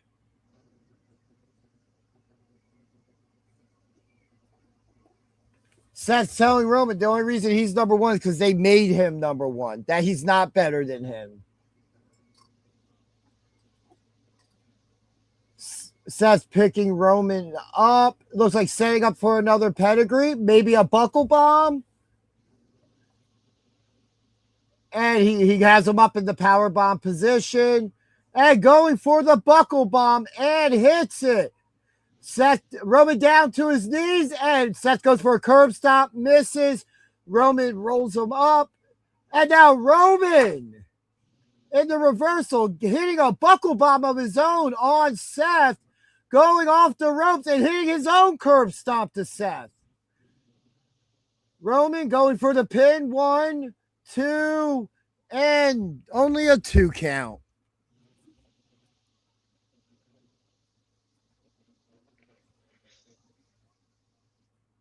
I don't think so many stolen finishers in this match. Yeah, you've come to expect it, though, especially in these big profile matches. You're going to see that. Especially with guys like this that know each other really well. Exactly. Saw a little bit of that last night with, what match was it? I don't know, I'm blanking. Yeah, both men still down. Crowd chanting, this is awesome. Half of this match is just these two down in the ring.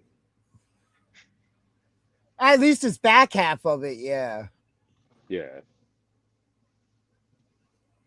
But, can't expect the batteries to stay at 100% the entire time. Of Both course. these men are spent.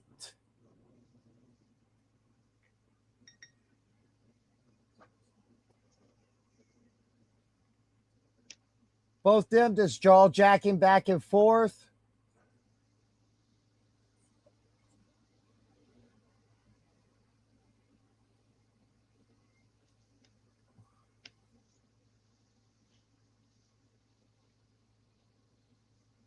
Both men now back to their feet, still jaw jacking. Some censorship also being thrown in there. And now Roman with the right hand. Seth with the right hand. We're at the trading shots moment of the match.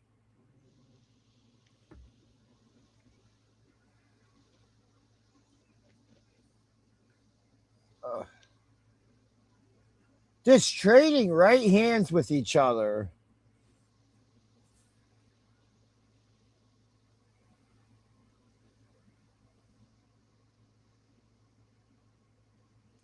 Seth getting the advantage with some forearms, but a big uppercut from Roman, which knocked Rollins into the ref, and the ref is down.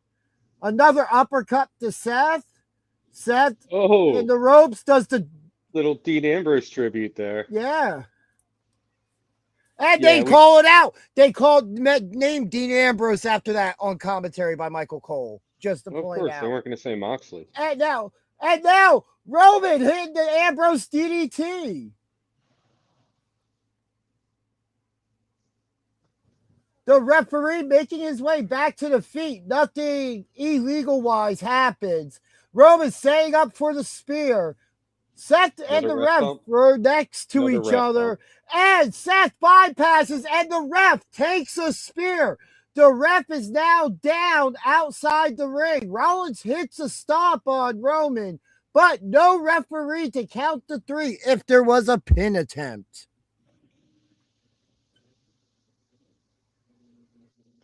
Double red bump.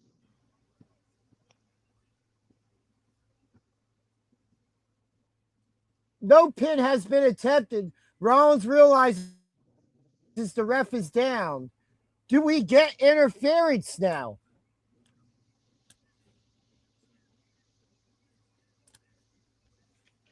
This has been a really good main event.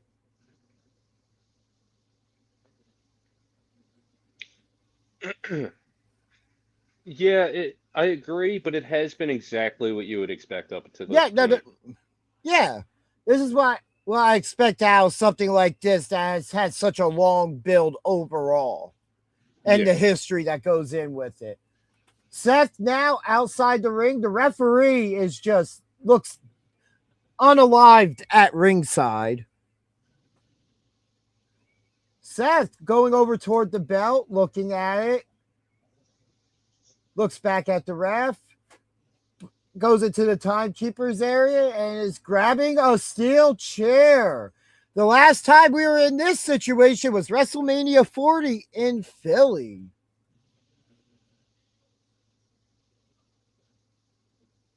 This is more than about the championship. This is personal between these guys. Roman's still down. He's in the ropes on the other side of the ring, entrance side, trying to pull himself back up to his feet. Seth setting up with the chair, lining it up. A la to Indianapolis when Seth turned. And Roman turns around and hits a big right hand before Seth could swing. Roman now looking at the chair and looks like he is getting flashbacks of the moment I just mentioned.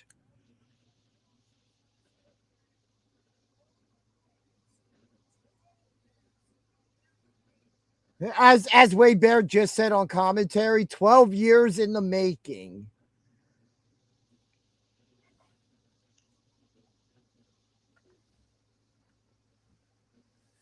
Roman now with the chair looking at Seth. Seth is up to his feet. Roman lining up the shot. Well, no, maybe not. Roman's thinking about it, looking at the chair. Do it. And he throws the chair down. He doesn't take the opportunity. Seth hears it and not even turning around and looks kind of surprised. Roman saying, we're going to do this man to man, no weapons. Not like that.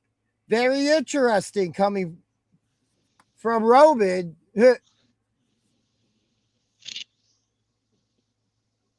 Still surprised no outside interference. Both men now standing face to face in the ring. And now trading right hands with each other. Rapid fire right hands. Both men are gassed. Yeah. But neither man is calling it quits. Who has the most left in the tank?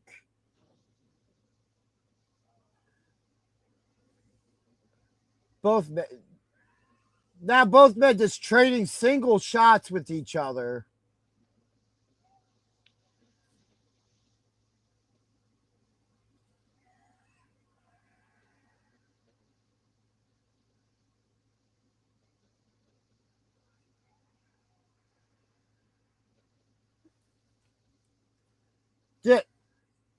Oh, little paper, some open hand slaps from Seth to Roman there. That's 4. Just trying to wake him up. Big Samoan headbutt. Another one from Roman. Now clubbing him in his shoulders. Super kick to the midsection from Seth. Some kicks to the face. Rolling elbow, but Seth misses. Big right hand from Roman. Super kick to the throat of Roman from Seth. Superman punch to Seth. And Seth just eats it. Ooh. Oh, pedigree. Catches a spear into a pedigree. Yeah. Seth setting up for the curb stop. Referee still knocked out. Has not come back to. Roman rolls away from the curb stop. How much longer? And Seth goes for another one. Hits on the second attempt. Seth now on the second rope, the Brett rope, the deadliest rope. Oh, now he climbs to the top rope. Avalanche curb stop. And misses. Rolls through. Roman hits him with a spear. Still no referee. Little Roman Nate should be going running off down the any rope. minute. Bounces again. Another big spear.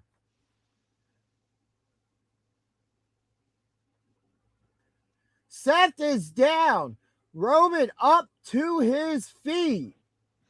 The referee, I can see, starting to stir slightly at ringside by the steps.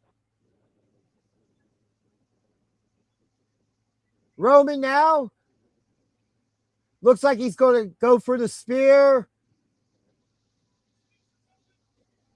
Calls for it. And hits the spear on Seth. Goes for the pin. Referee finally awake. 1, 2, 3. Roman Reigns finally gets the win that has avoided him, defeating Seth freaking Rollins and retaining his World Heavyweight Championship.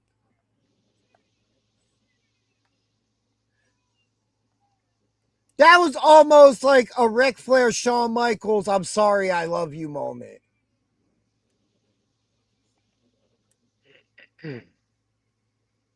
But wow, what a main event. What a story told in this match.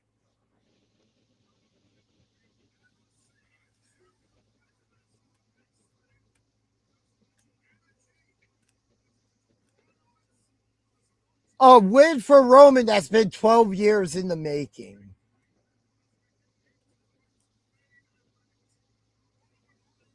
No outside interference. Straight up man to man.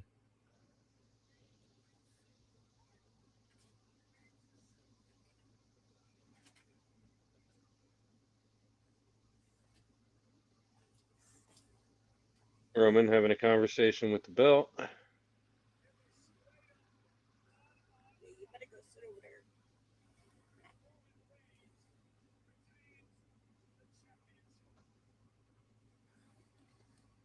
Yeah, still world champion. Seth still pulling himself into the corner finally. There were some really great sequences and exchanges in this match.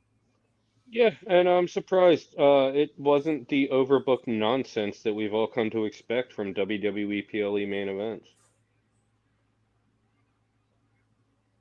I am surprised that there was no outside interference, but I love that this came down to them too. Well, yeah, like I said, I'm going to be offended, and I am pretty offended. We didn't get any funny stuff. I mean, there's still time in the broadcast. But not we during might the get... match, because Right, otherwise the story doesn't end. I wasn't talking about specifically during the match. I'm just saying in general. Like, both men are still in the ring. We got a good camera shot of Roman while Seth disappointingly sits in the corner.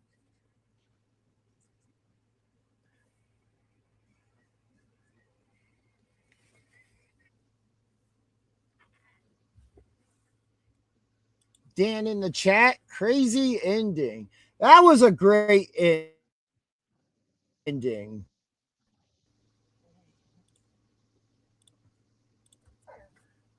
Now Roman sits in the corner looking across at Seth. The main event these guys just put on.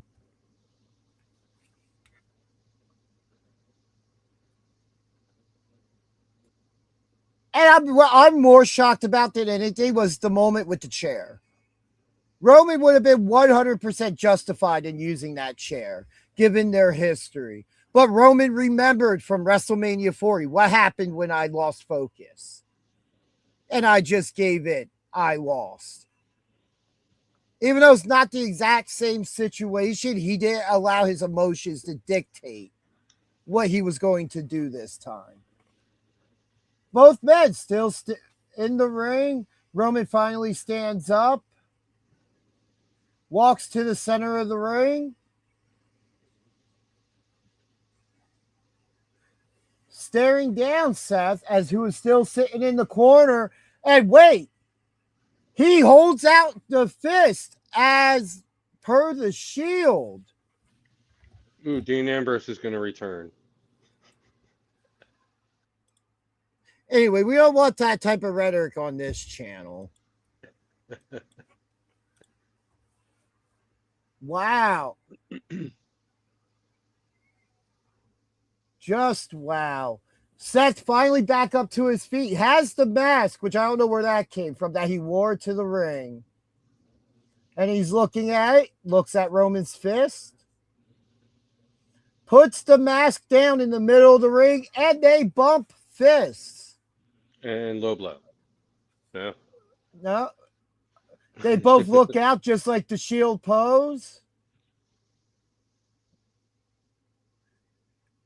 And a sign of respect. So what is next for both of these guys? Yeah, that is a very good question.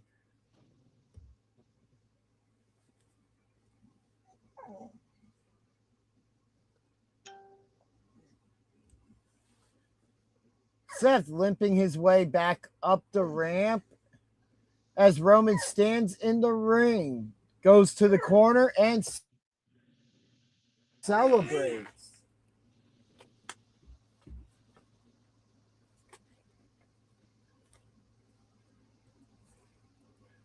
Seth stops at the top of the ramp, looks back. Next time on Dragon Ball Z.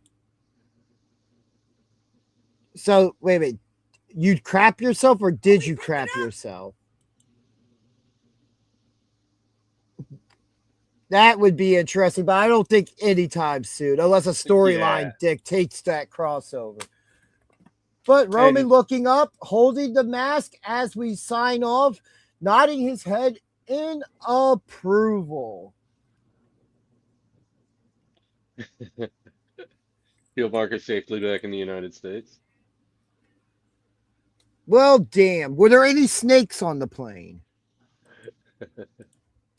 So, overall, first, your impression of night 2 of SummerSlam. Definitely prefer night 1. I mean, the main event was a good match. Not my match of the night. But I think the better action was on night 1. Really? Do you? Yes. Okay. I feel like both nights were good in a lot of different aspects. That night 1, we got a lot of what we expected. You know, we had some really great matches.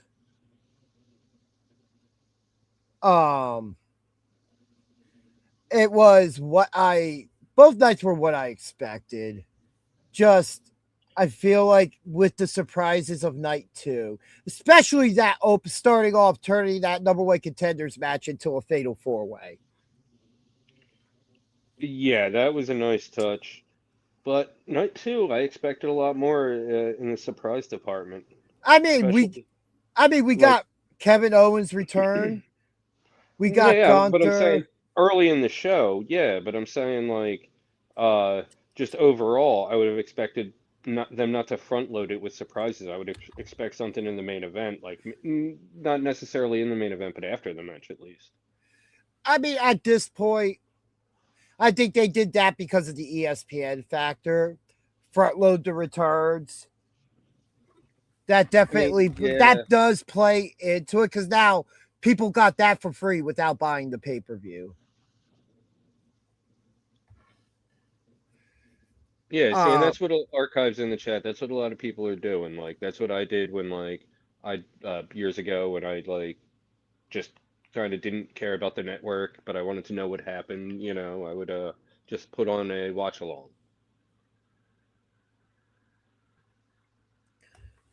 But yeah, Obafemi Brock Lesnar was great. CM Punk, Cody Rhodes was good. I like how they did that match night 1, and the finish wasn't until Orton came in. It wasn't a middle of the match interference. Right.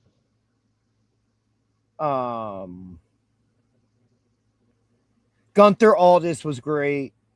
I feel like, in all honesty, I'm looking at this. Last night was 6 matches. It had 2 6-person tags in it. You know, to where this had the multi-person matches as well, but felt more of what made Yeah, sense. but all day I'll take a fatal four-way or a ladder match over a six-man tag. I mean, yeah, so will I.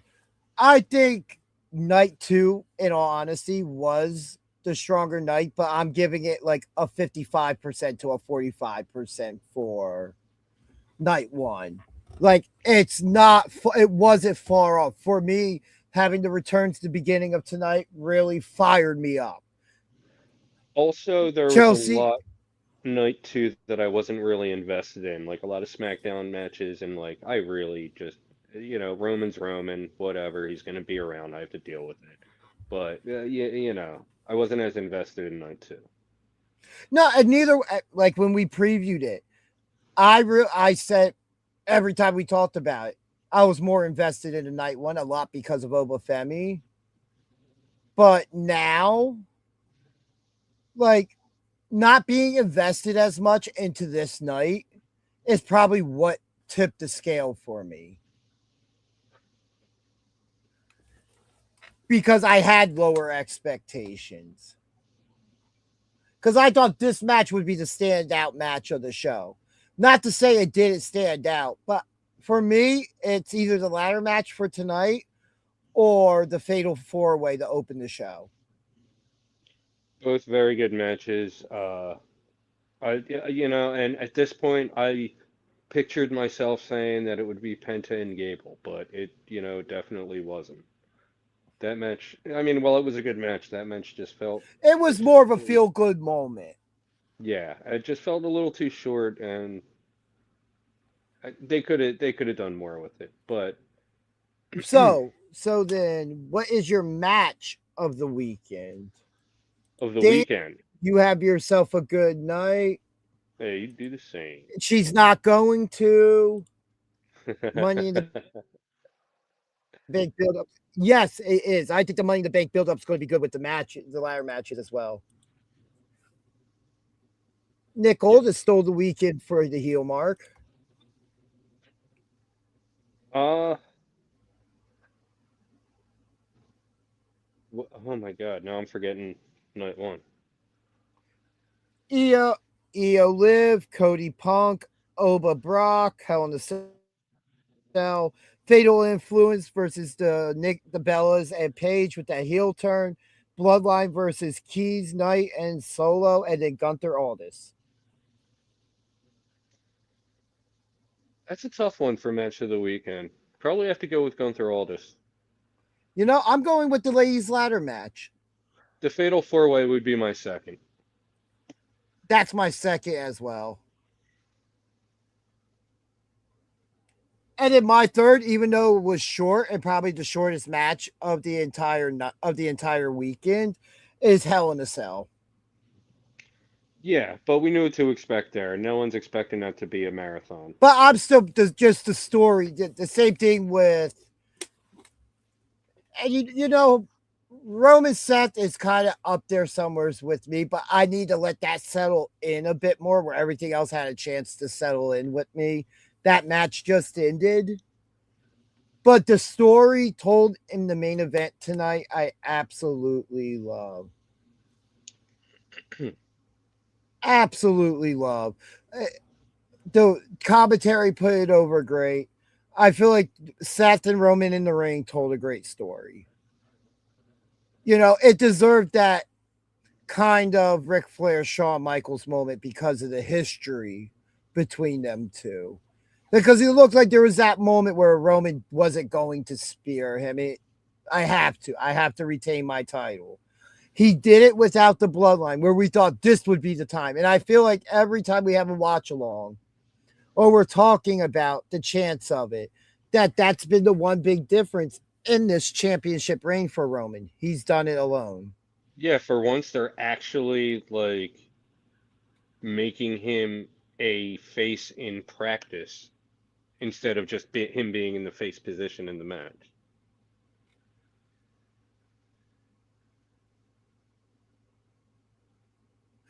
But yeah, freaking awesome. Archives, Paige didn't turn heel. the Bellas turned on Paige. So you Yeah, kind of got that reversed. Now back to this. That's awesome.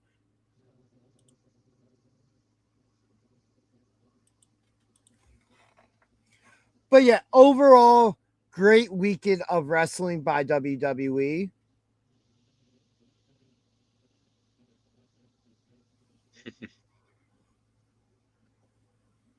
I'm very happy with what I saw this weekend. I'm looking forward to Monday Night Raw tomorrow night, which, by the way, I will be joining Wyatt Wrestling during his watch along.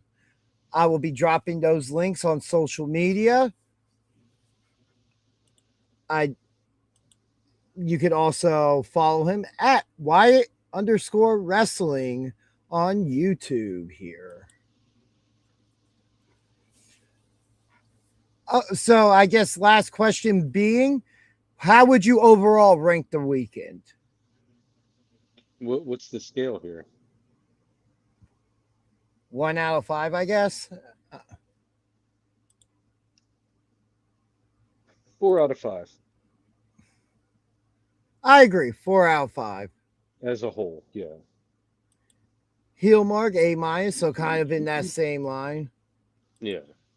Yeah, well, Jersey's own Liv Morgan should not have retained the championship, in all honesty. Yeah, we don't claim her. She's from North Jersey. We're from South Jersey. They're 2 different states.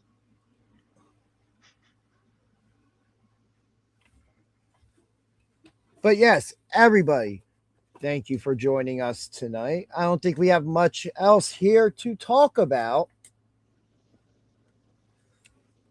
Besides some quick plugs, don't forget to like, subscribe, follow Instagram, Twitch, YouTube, Facebook, other social medias coming soon.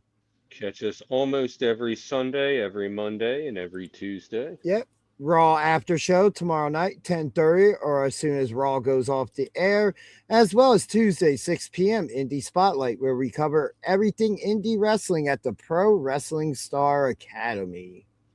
And keep your eyes on the YouTube page and the socials in general for anything else that might pop up.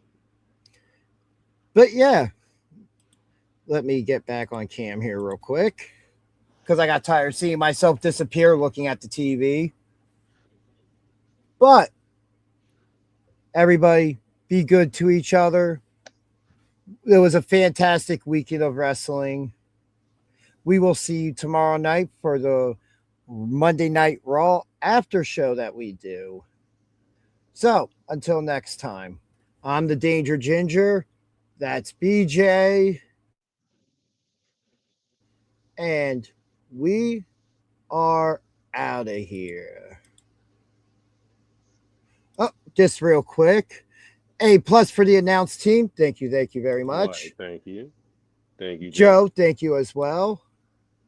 Now, we are out of here. Acknowledge me.